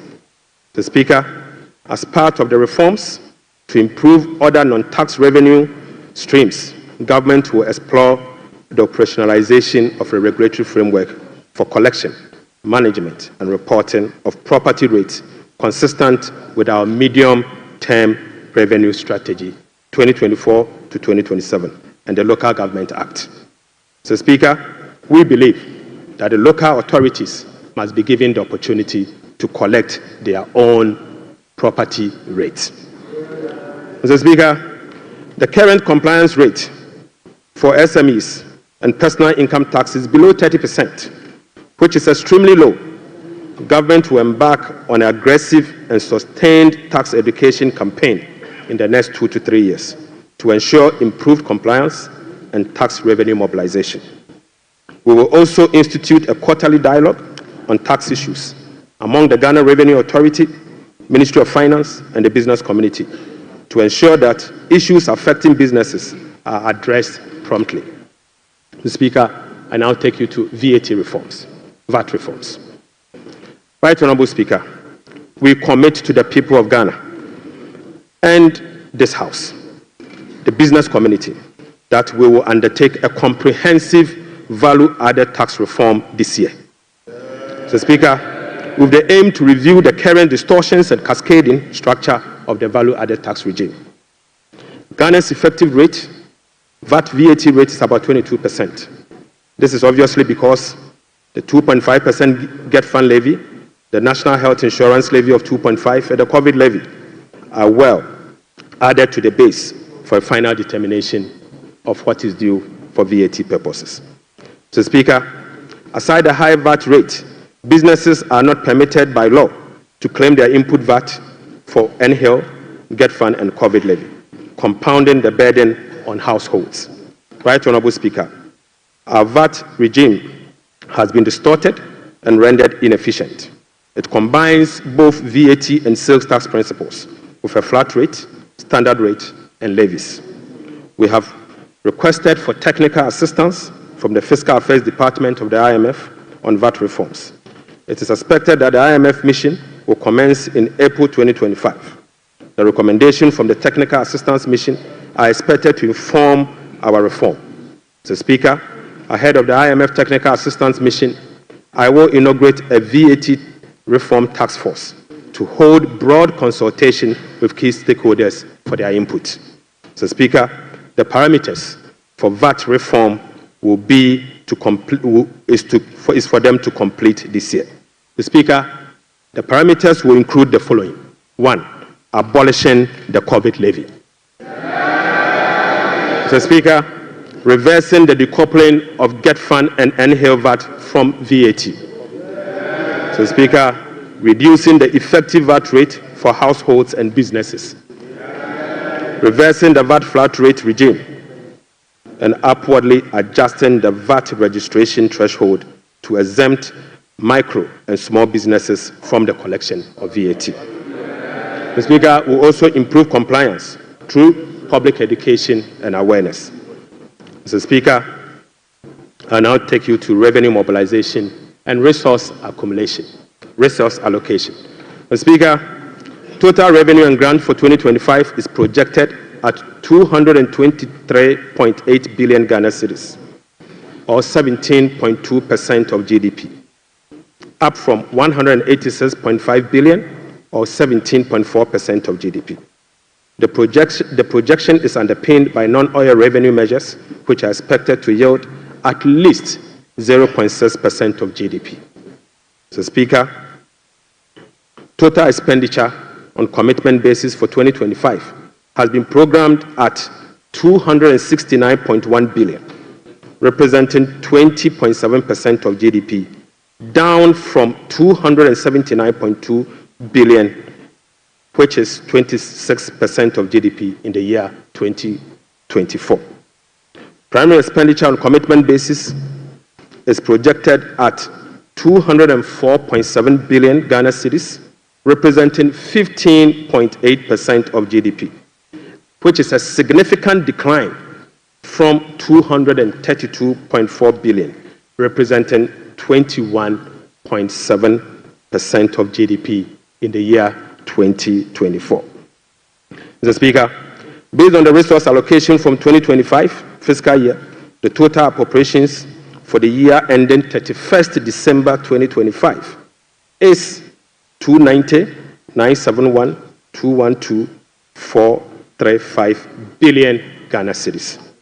Mr. Speaker, budget financing. Right Honorable Speaker, based on the estimate for total revenue and grant and total expenditure, the projected overall balance on commitment basis is a deficit of 43.8 billion Ghana cedis, equivalent to 3.1% of GDP.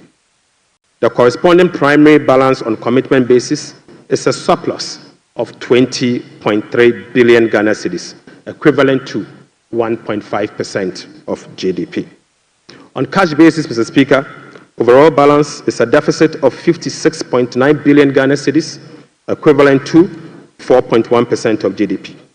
The corresponding primary balance on cash basis is again a surplus of 7.3 billion, equivalent to 0.5% of GDP.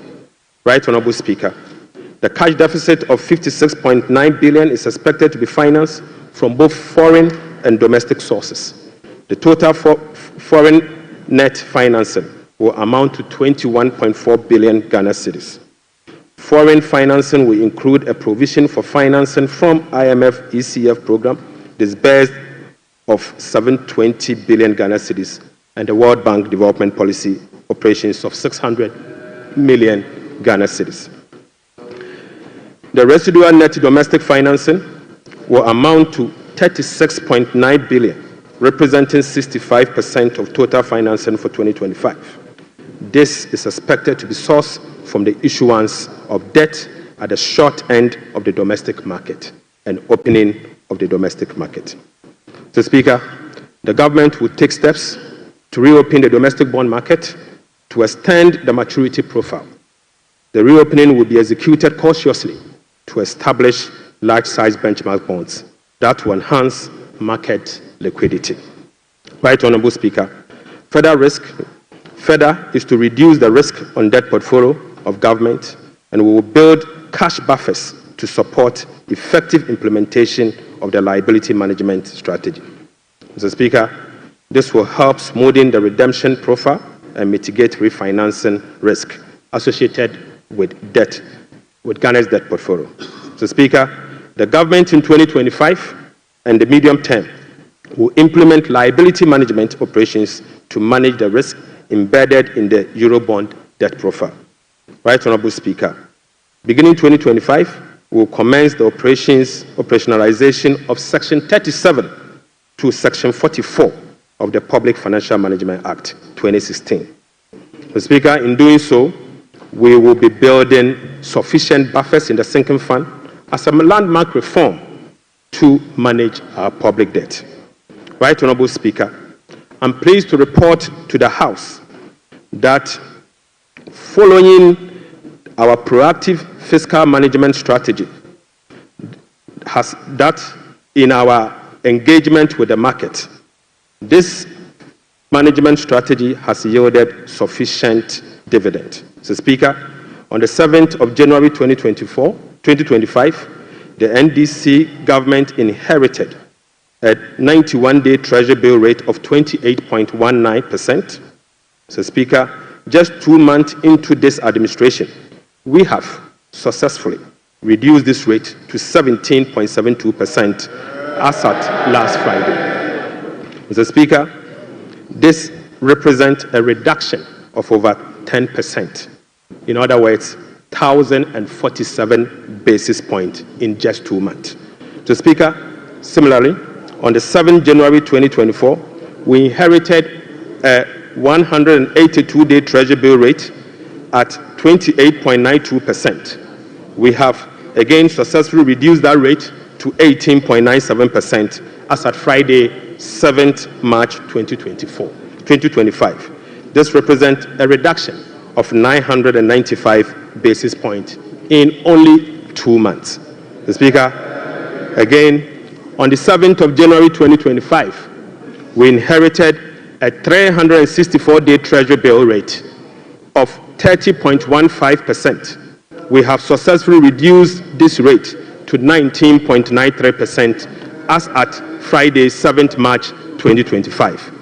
Mr. Speaker, this represents a reduction of 1,022 basis points in just 2 months. Mr. Speaker, on average, rates have fallen by over 1,000 basis points, signifying a strong investor confidence, crowding in the private sector, reducing the cost of doing business, and overall acceptance of economic policies of President John Dramani Mahama, ultimately laying the groundwork for sustained macroeconomic stability. It has been done already. So, Mr. Speaker, Right Honorable Speaker, the key policy intervention to support economic transformation and job creation agenda include the following. So, Speaker, the 24-hour economy aimed at stimulating economic growth by creating an enabling environment for businesses and institutions to operate 24/7 in 3 shifts of 8 hours each to boost production, promote productivity, and generate well-paying jobs. We will be presenting the policy to Parliament in due course for consideration. Accordingly, Mr. Speaker, the Labour Act, the GIPC Act, and other enabling legislations will be reviewed to support the 24-hour economy policy. Right Honorable Speaker, we will roll out the implementation of the $10 billion Big Push policy for strategic infrastructure development to open up the country and drive sustainable economic growth. Right Honorable Speaker, the Ghana Gold Board will be established in the course of the year and as soon as possible. So, Speaker, we will stabilize the Ghana cedi and provide stability to the macroeconomy. We will implement an economic transformational agenda underpinned by structural reforms anchored on promoting modernized agriculture, agribusiness, and value addition for import substitution, export, and job creation. Mr. Speaker, we will complement monetary policy with fiscal and rare sector policies to reduce inflation. Food inflation will be reduced through the implementation of the Agriculture for Economic Transformation agenda, anchored on our 24-hour economy. Right Honorable Speaker, we will undertake key structural reforms to support inclusive economic growth, fiscal and debt sustainability, sound public financial management, efficient public service delivery, and good governance. The Speaker will restructure the Bank of Ghana to strengthen its independence and operationalize its efficiency mandate. So, Speaker, we will ensure that social protection is adequately catered for in the course of the year. We will use government procurement to drive Made in Ghana agenda to promote production and consumption of Made in Ghana goods. Right Honorable Speaker, to demonstrate this agenda, as I said, I came to this House with a presentation of a bag proudly made in Ghana by Horseman. Mr. Speaker, this should be encouraged. Right Honorable Speaker, beginning this year, we will formalize the export of Ghanaian labor to other countries. We will ensure a structured and beneficial system for Ghanaian workers seeking employment abroad and create safer legal pathway for them to work in foreign countries whilst protecting their rights and welfare. Mr. Speaker, this will also reduce illegal migration, prevent worker exploitation, and maximize the economic benefits of remittance and boost foreign exchange earners. Mr. Speaker, I now take you to how these resources will be allocated in the year 2025. Mr. Speaker, we will provide a cedi equivalent of $279 million as a revolving fund for the Ghana Gold Board to be able to purchase and export at least 3 tons of gold per week from small-scale miners. Mr. Speaker, we have allocated 13.85 billion Ghana cedis for Big Push project. Mr. Speaker, we have allocated 13.85 billion Ghana cedis for the Big Push program. Mr. Speaker, an amount of 499.8 million Ghana cedis has been allocated for the non-academic fee policy for all first-year students in public tertiary institutions under the No Fee Stress initiatives. Mr. Speaker, we have allocated an amount of 292.4 million Ghana cedis to commence the distribution of free sanitary pads to female students in primary and secondary schools. Mr. Speaker, we have allocated again an amount of 242.5 million Ghana cedis to support the victim of Akosombo Dam spillage. Right, Honorable Speaker, we have also allocated an amount of 200 million Ghana cedis to support the victim of tidal wave disaster that recently displaced resident in certain part of K2 South constituency. Mr. Speaker, the overarching concern about free secondary education has been its quality and the absence of dedicated sources of financing. His Excellency President John Dramani Mahama has resolved it. Mr. Speaker, let me take this again. The overarching concern about free secondary education has been its quality and the absence of a dedicated sources of funding. His Excellency President John Dramani Mahama has resolved the funding challenges by uncapping the GET fund. Mr. Speaker, this makes available dedicated funding for full financing of free senior secondary school education and free tertiary education for persons with disability. Mr. Speaker, therefore, Capping and Realignment Act will be amended to uncap the Ghana Education Trust Fund. Mr. Speaker, this year, the budget for free senior secondary school education program is 3.5 billion Ghana cedis. By uncapping the GET fund, we will be making available an additional 4.1 billion Ghana cedis specifically for financing free secondary education program and other related expenditures. Mr. Speaker, aside the uncapping of GET fund, we have also absorbed the debt service made up of interest and principal from the Dache bond that GET fund contracted. Right, Honorable Speaker, we have also allocated an amount of 564.6 million Ghana cedis for the provision of curriculum-based textbooks covering the following. 1, 4 sets of KG books and workbooks for about 2.8 million learners. Mr. Speaker, we have also provided for 4 sets of primary textbooks for about 800,000 learners.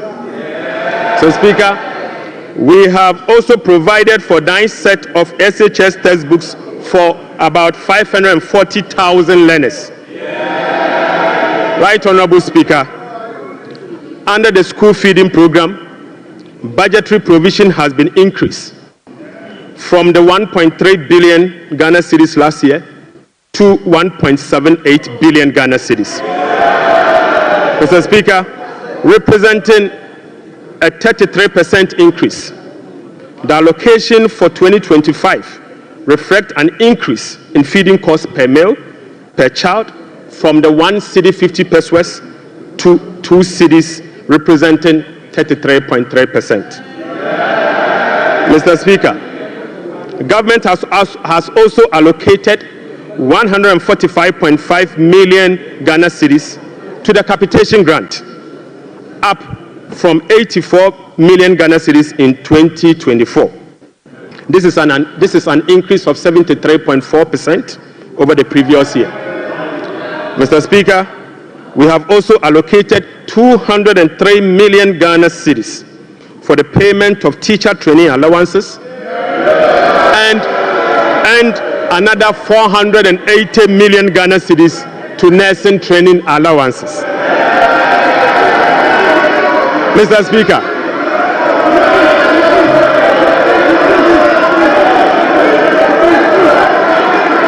Mr. Speaker, we have uncapped the National Health Insurance Levy. Mr. Speaker,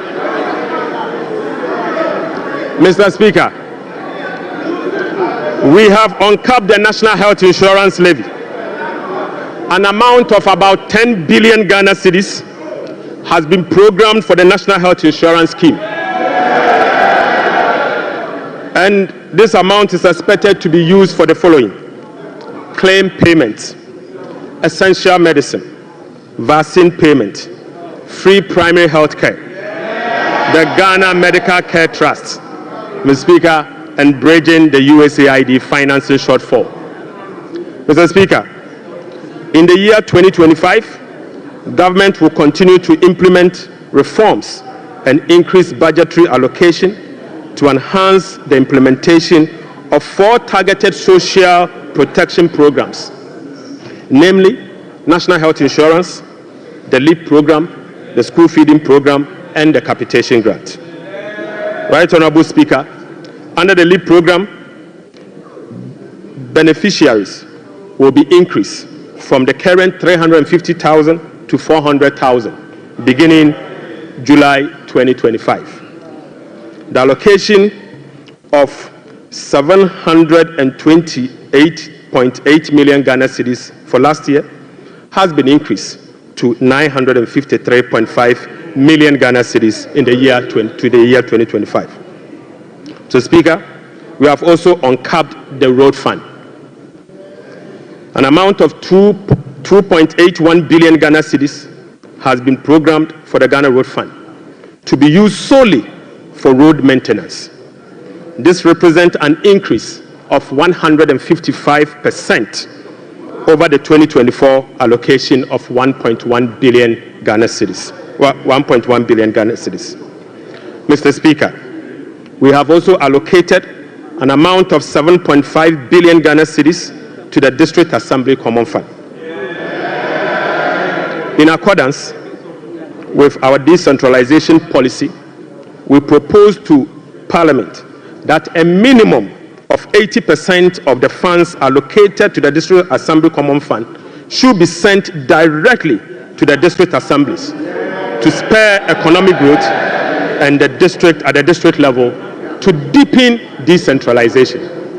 Right Honorable Speaker, I repeat, we have allocated an amount of 7.5 billion Ghana cedis to the district assemblies common fund. Mr. Speaker, in accordance with our decentralization policy and objective, we propose to Parliament that a minimum of 80% of the funds should be sent directly to the district assemblies to spur economic growth at the district level and deepen decentralization.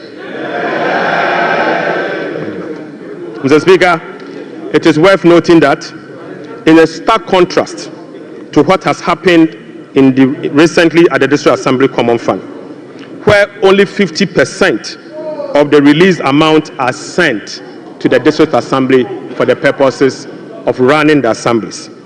Mr. Speaker, we have also allocated an amount of 1.5 billion Ghana cedis for Agriculture for Economic Transformation Program, of which Feed Ghana, Ghana Grains Development Project, Vegetable Development Project, and Nkoko Nketenkete are all key components of the program. Right Honorable Speaker, we have also allocated 51.3 million Ghana cedis as seed fund for the establishment of the Women's Development Bank.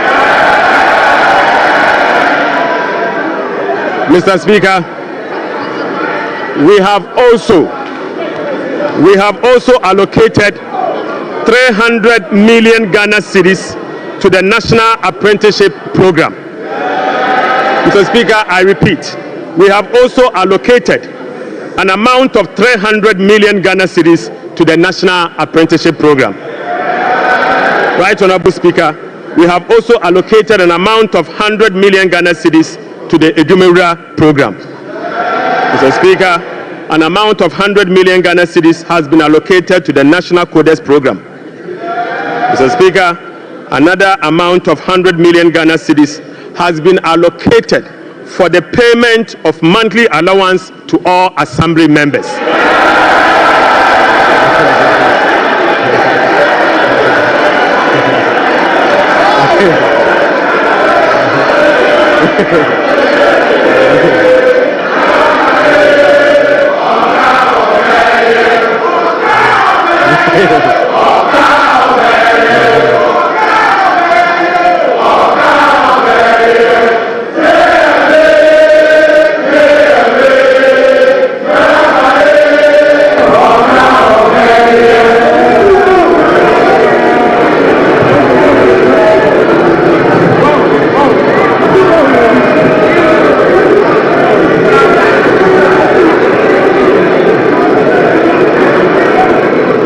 Mr. Speaker, Right Honorable Speaker, Right Honorable Speaker, sector ministers will be presenting to this House a detailed sectorial performance and outlook, as well as, Mr. Speaker, sector ministers will be presenting to this House a detailed sectorial performance and outlook, as well as sector-specific policy interventions to deal with the challenges of various MDAs. Mr. Speaker, I want to repeat this. Mr. Speaker, sector ministers will be presenting to this House a detailed sectorial performance and outlook, as well as specific sector interventions to deal with the challenges of various MDAs. This is indeed a departure from the norm, where ministers of finance present detailed sectorial performance as part of their budget speech. Mr. Speaker, I believe sector ministers must be made to do so. Right Honorable Speaker, in conclusion, Mr. Speaker, in conclusion, Mr. Speaker, the state of the economy, as I have presented, does not reflect an economy that has turned the corner. It reflects an economy in severe distress, burdened with debt repayment harms, mismanagement, and lack of accountability. The budget set Ghana on a path of fiscal responsibility, debt sustainability, macroeconomic stability, and job creation. It is about resetting the economy and restoring hope. Ghanaians reaffirmed their faith in a better future when they actively participated in the National Economic Dialogue on the 3rd and 4th of March 2025. A key outcome of the dialogue was the confirmation that the fundamental problem with our economy is fiscal indiscipline. The NPP administration awarded contracts outside the expenditure framework. They borrowed over and above Ghana's capacity to repay.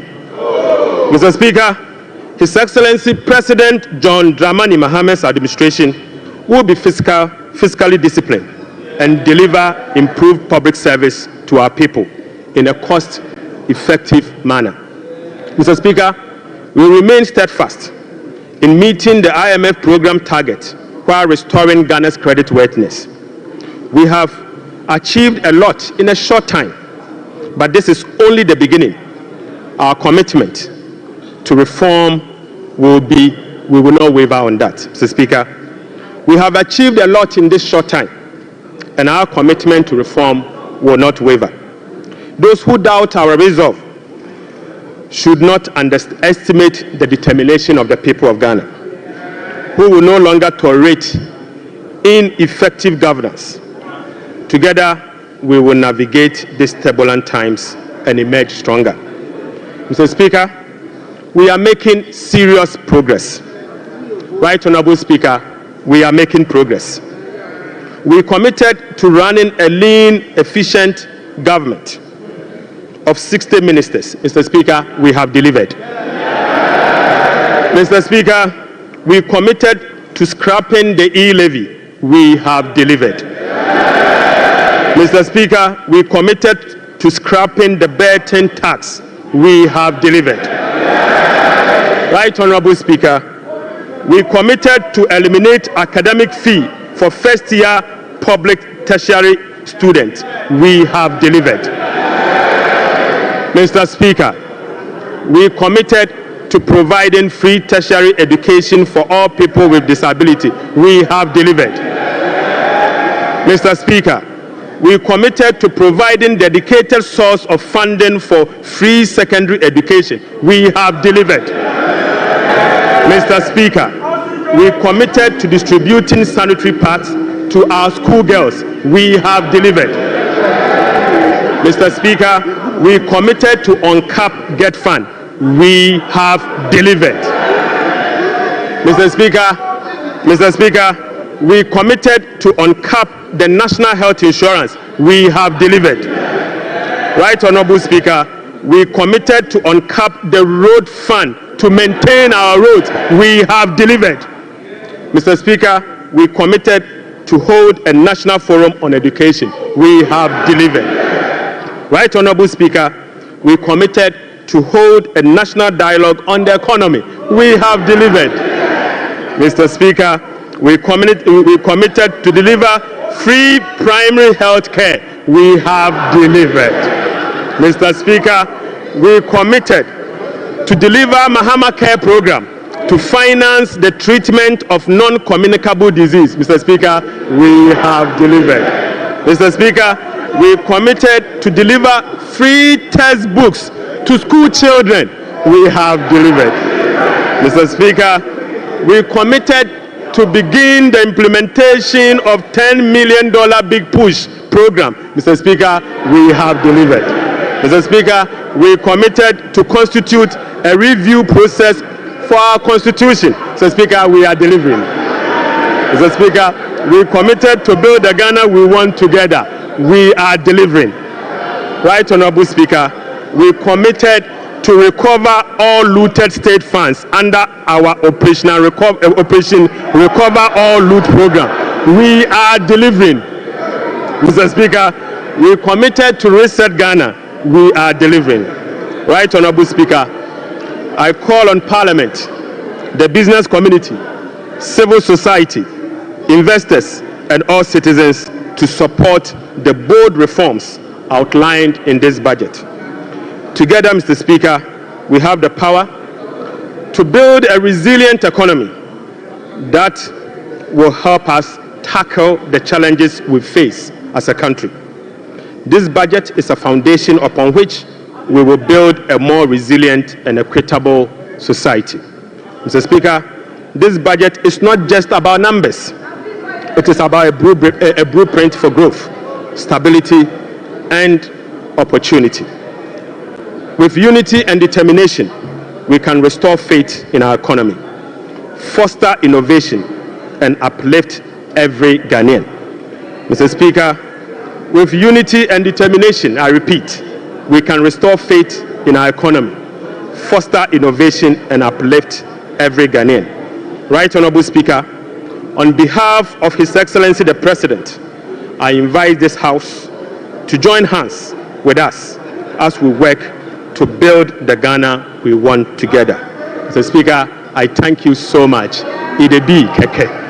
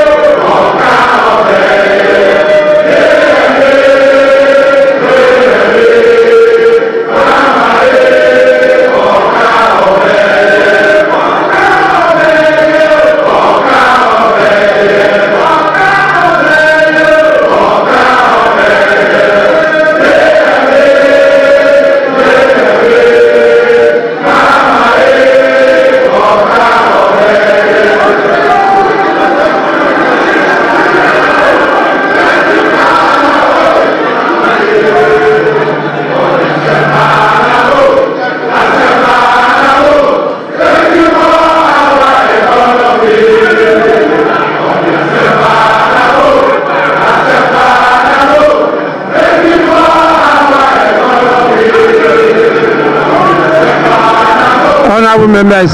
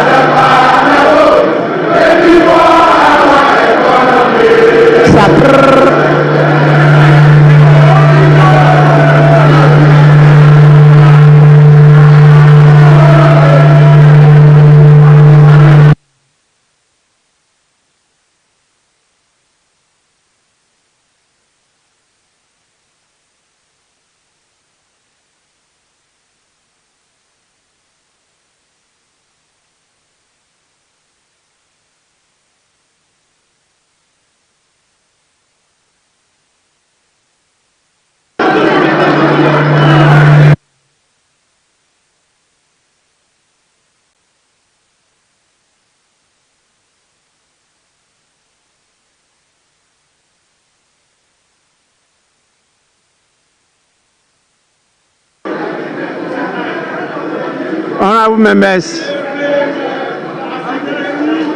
Honorable members.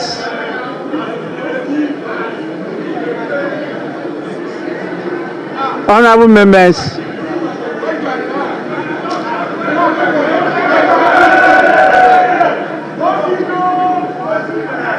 Honorable members. The Minister for Finance has taken 1 hour 40 minutes to make the statement. And I believe by our standing orders, the statement time is ended. We now move on to the commencement of public business. Item 8, presentation of papers. The following papers to be presented. Presentation of papers. The following papers to be presented. 8A by the Minister for Finance. Annual report on the petroleum fund for the 2024 fiscal year. Honorable members, this refers to 8A Roman 1, and this has been presented and is referred to the Finance Committee for consideration and report to the House. We now move on to 8A Roman 2. Annual report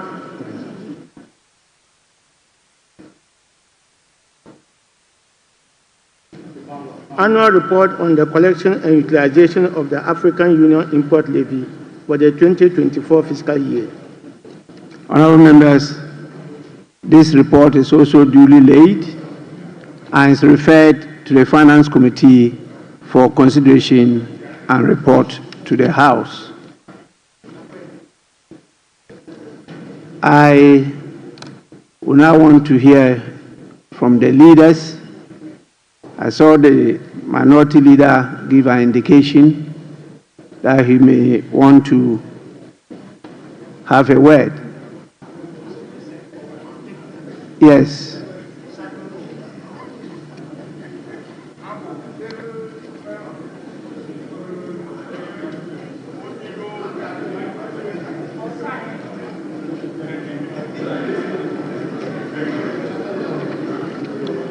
Yes, minority leader.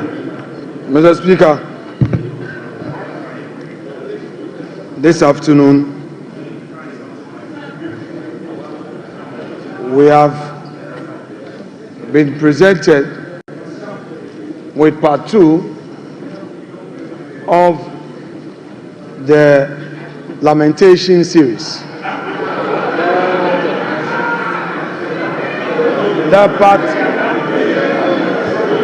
The part 1, Mr. Speaker, the part 1 was Mahamanomics. The part 2 is forcenomics.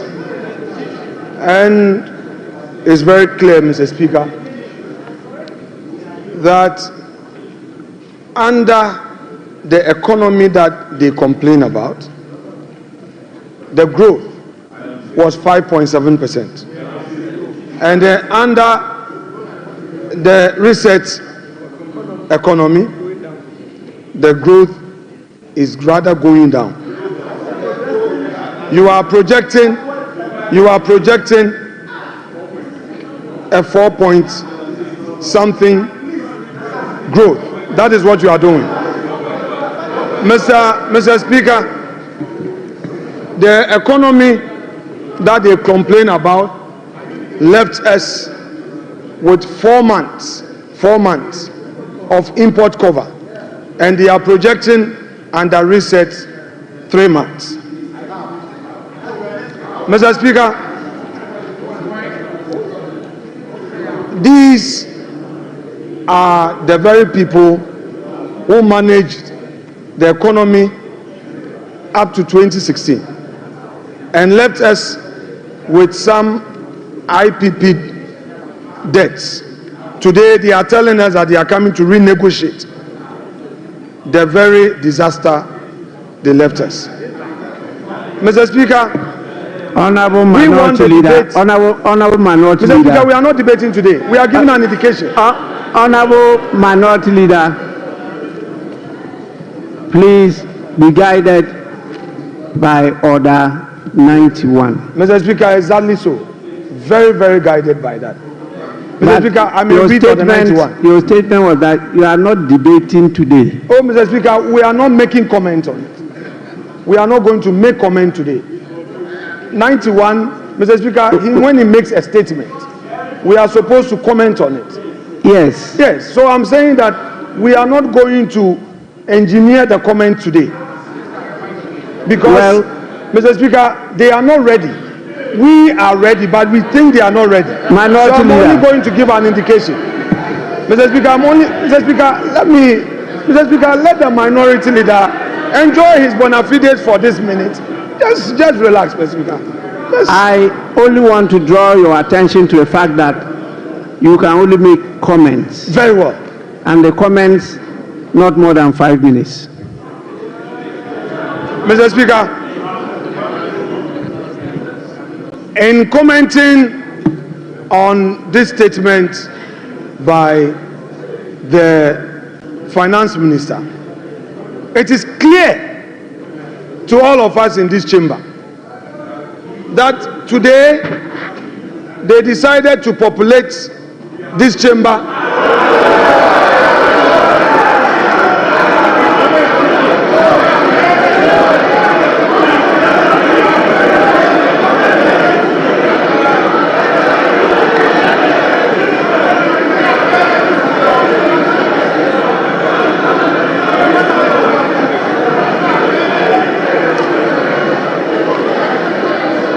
Mr. Speaker,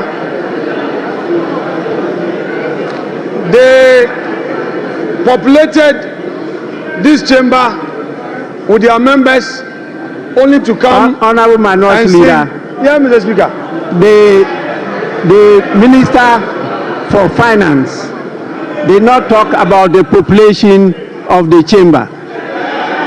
So that is not part of the statement of the minister. Please. Mr. Speaker, I noticed that when the finance minister came to present his statement, for the first time after the inauguration, the swearing in, the majority side was heavily populated. Mr. Speaker, that notwithstanding, Mr. Speaker, we have witnessed what we can best describe as an Azar budget. Mr. Speaker, they are all much talked about for 24-hour economy. The president came here, they said it was not ready. The finance minister comes here, and again, the 24-hour economy policy is not included in his budget statement. Mr. Speaker, Mr. Speaker,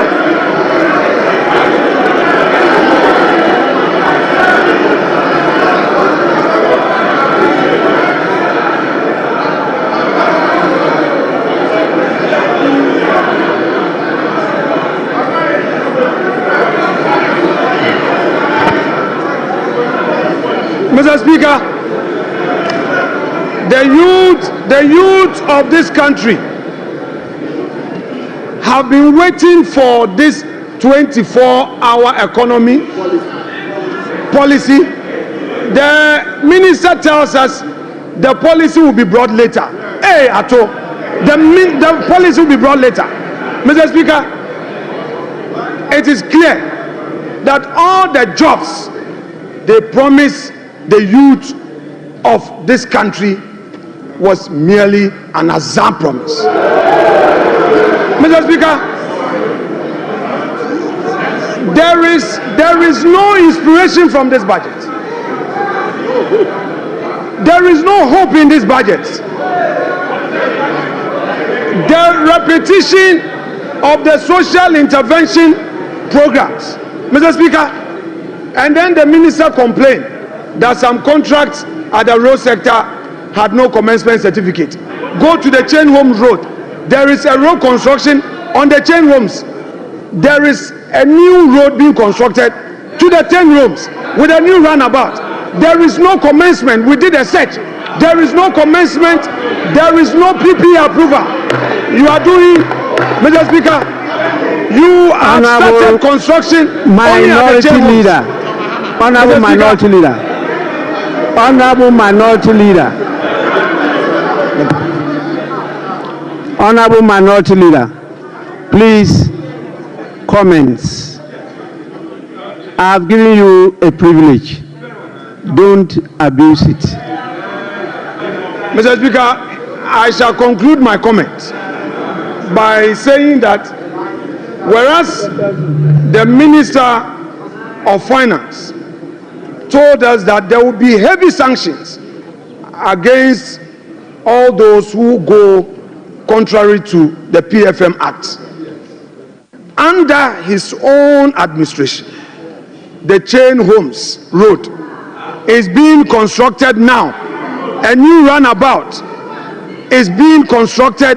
Meanwhile, there is no commencement certificate. Meanwhile, there is no PP approval.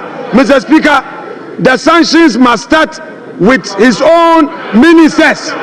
Mr. Speaker, we are ready for our comments. We know they are not ready, but if the minister is going to stay, Mr. Speaker, let us start the comments on this budget statement here and now, because this Azam budget, we cannot allow it to get onto the shelves for Ghanaians to think that there is any hope. Mr. Speaker, there is going to be comment to expose them. Thank you very much.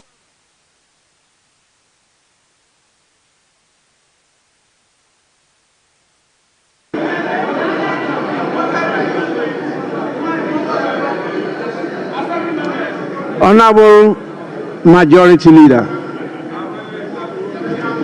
Mr. Speaker,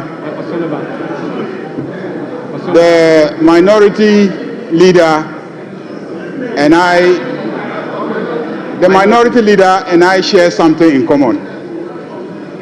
We were both assemblymen.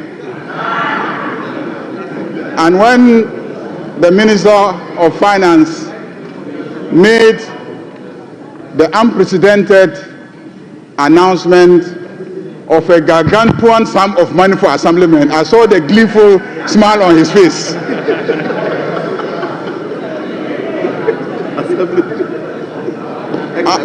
Unfortunately, it will not apply to ex-assemblymen. Mr. Speaker, this clearly is a budget of a government and a party that keeps its promises.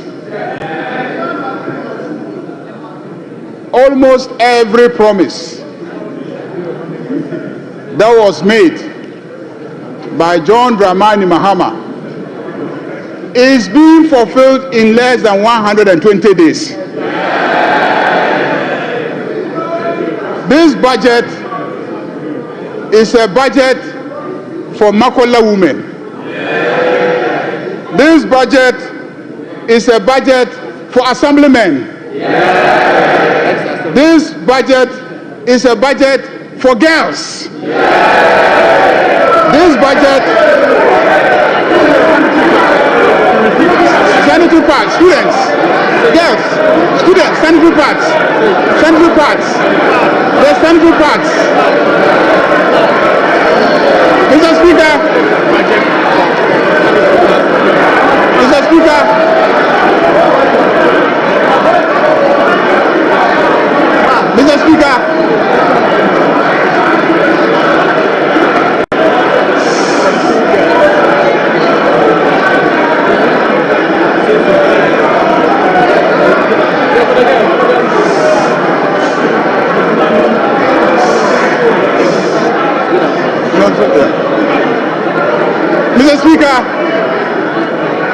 Mr. Speaker,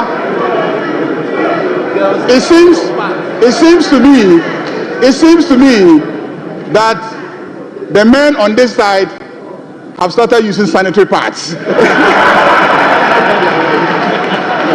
Because the sanitary pads is for the female students. That's why I said girls.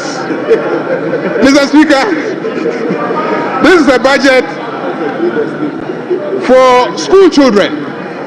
They will now get the set of textbooks that they need to study. And peace of mind. Mr. Speaker, this is a budget that delivers solid reforms.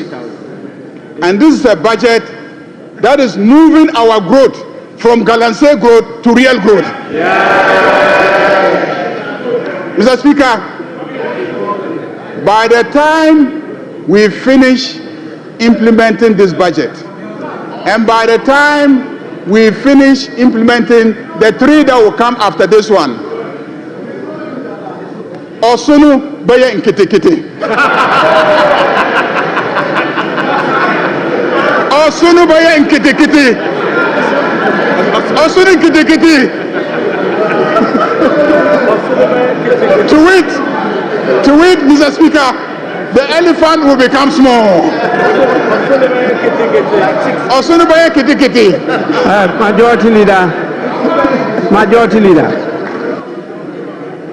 Majority Leader, the Minister for Finance did not talk about Osunu. So, Osunu is not part of the statements. Please. Speaker wants to roll with you.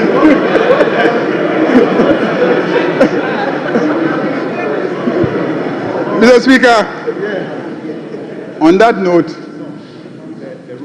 I want to assure my friend, the minority leader, that the road at Chain Homes that is being done is not a new project. It's not a new project.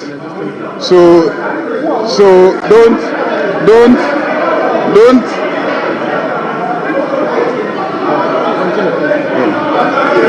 There's something else you want me to add.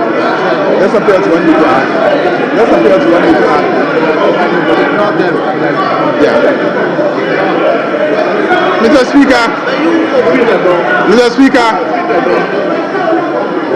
Speaker, this is a budget that gives hope to Ghanaians. This is a budget that will stabilize the economy.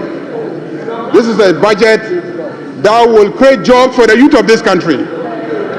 Because this is a budget that will stabilize the economy and provide the enabling environment for the private sector to thrive and create jobs for the youth of this country. Mr. Speaker, fishermen, Okada riders, taxi drivers, students, and the energy sector is going to be salvaged by the implementation of this budget. Mr. Speaker, I want to thank the Minister of Finance for making the statement and to assure my friend, the minority leader, that we are ready to debate their records and our records, and we are ready to demonstrate that the proposals contained in the statement of the Minister of Finance will indeed reset Ghana. Ghana is being reset. Thank you very much, Mr. Speaker.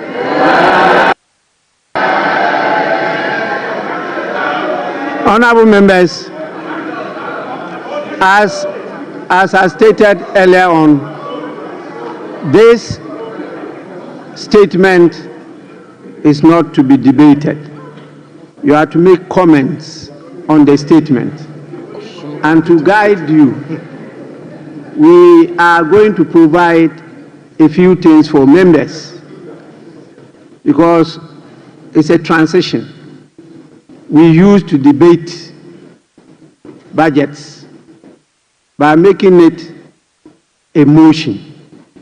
Our standing orders from experience guided us to change it to a statement. And so last budget was a statement. And this one too is a statement. So it's a new field. And you need some guidance as to what to do during the course of that. If not, the Speaker will have a hell of trouble managing the House. So what we intend to do is to exhibit at the foyer budget statements since independence. You can go to the foyer and you get the budget statements since independence.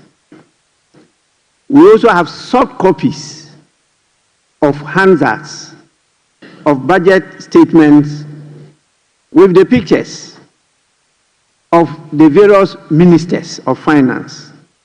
They will all be on display for you to go and either have a picture view or request for a copy so that you can, at your own leisure, go through it yourselves.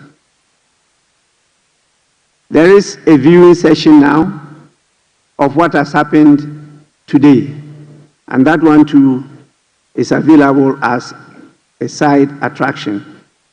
You can go and have access and view it.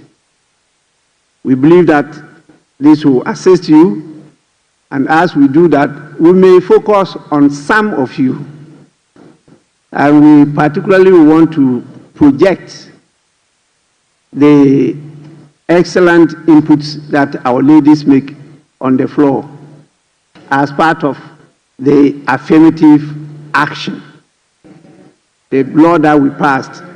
So we will give the ladies a priority of place in this feature. So with this, honorable members, I will proceed, since we've not yet done 5 hours, to put a question. And then you decide whether we should adjourn or not. So I'm going to put the question. Honorable members, I will allow the leaders to move the motion. So I will call on the minority leader. The minority leader wants to move the motion for adjournment. Speaker, thank you. Mr. Speaker, I believe that since 7th January, this is the first time the majority is entering this in full. So we can do some 2 more hours of comment before we move the motion for adjournment. So, Mr. Speaker, this is the first time we are having a full House. So, Mr. Speaker, let's give them the opportunity to comment, especially those who are not regular in this chamber. So, once we are done, we can then move the motion to adjourn the House. Mr. Speaker, that is my humble prayer. I don't know whether they would agree, but if they are in a hurry to go back home, Mr. Speaker, I would therefore move that this house be adjourned to enable them go back home.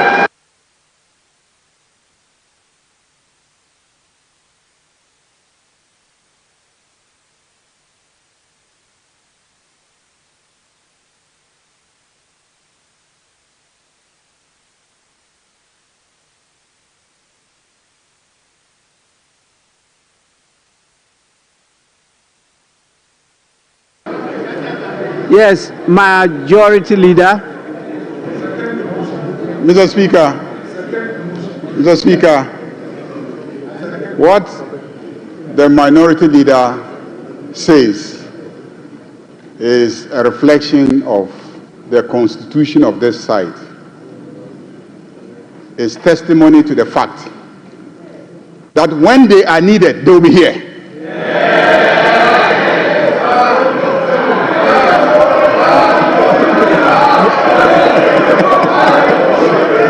When they are needed, they will be here.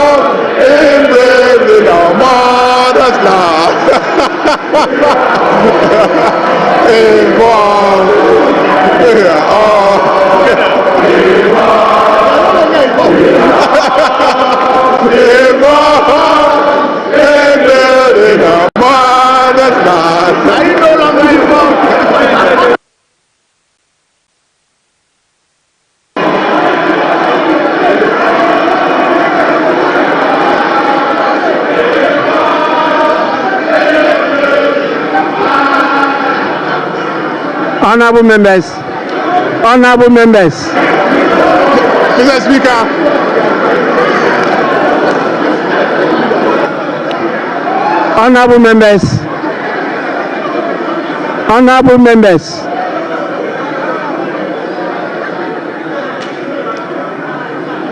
honorable members, please, honorable members, the Winneba Choir sings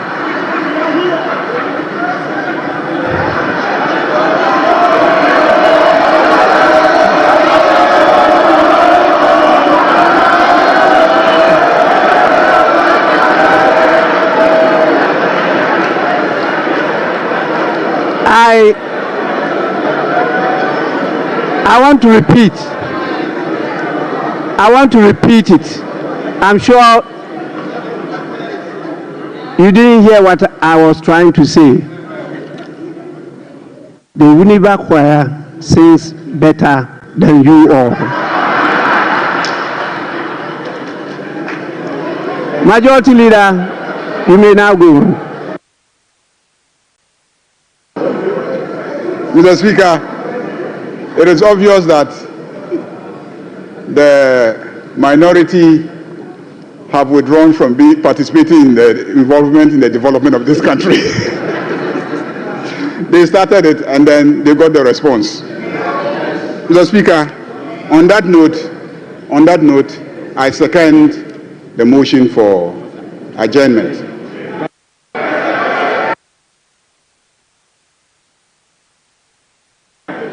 Honorable members, those in favor of the motion for adjournment, say aye. Those against the motion for adjournment, say no.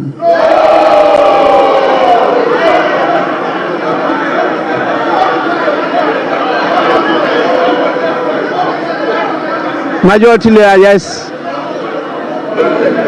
Mr. Speaker, there is rebellion on this side of the House because their leader moved the motion and they are rebelling against their leader. Leader, put your house in order. Honorable Majority Watch Leader. your back.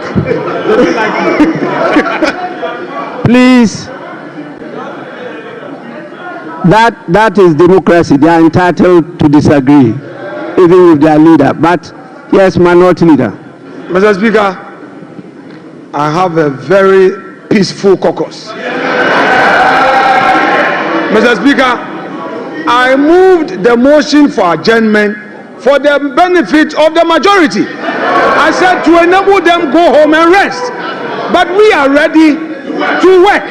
So they are right. And then he has seconded, meaning that his people are tired. Honorable members, the ayes have it. The motion is adopted. This House stands adjourned to tomorrow at 10 in the forenoon. The House is adjourned.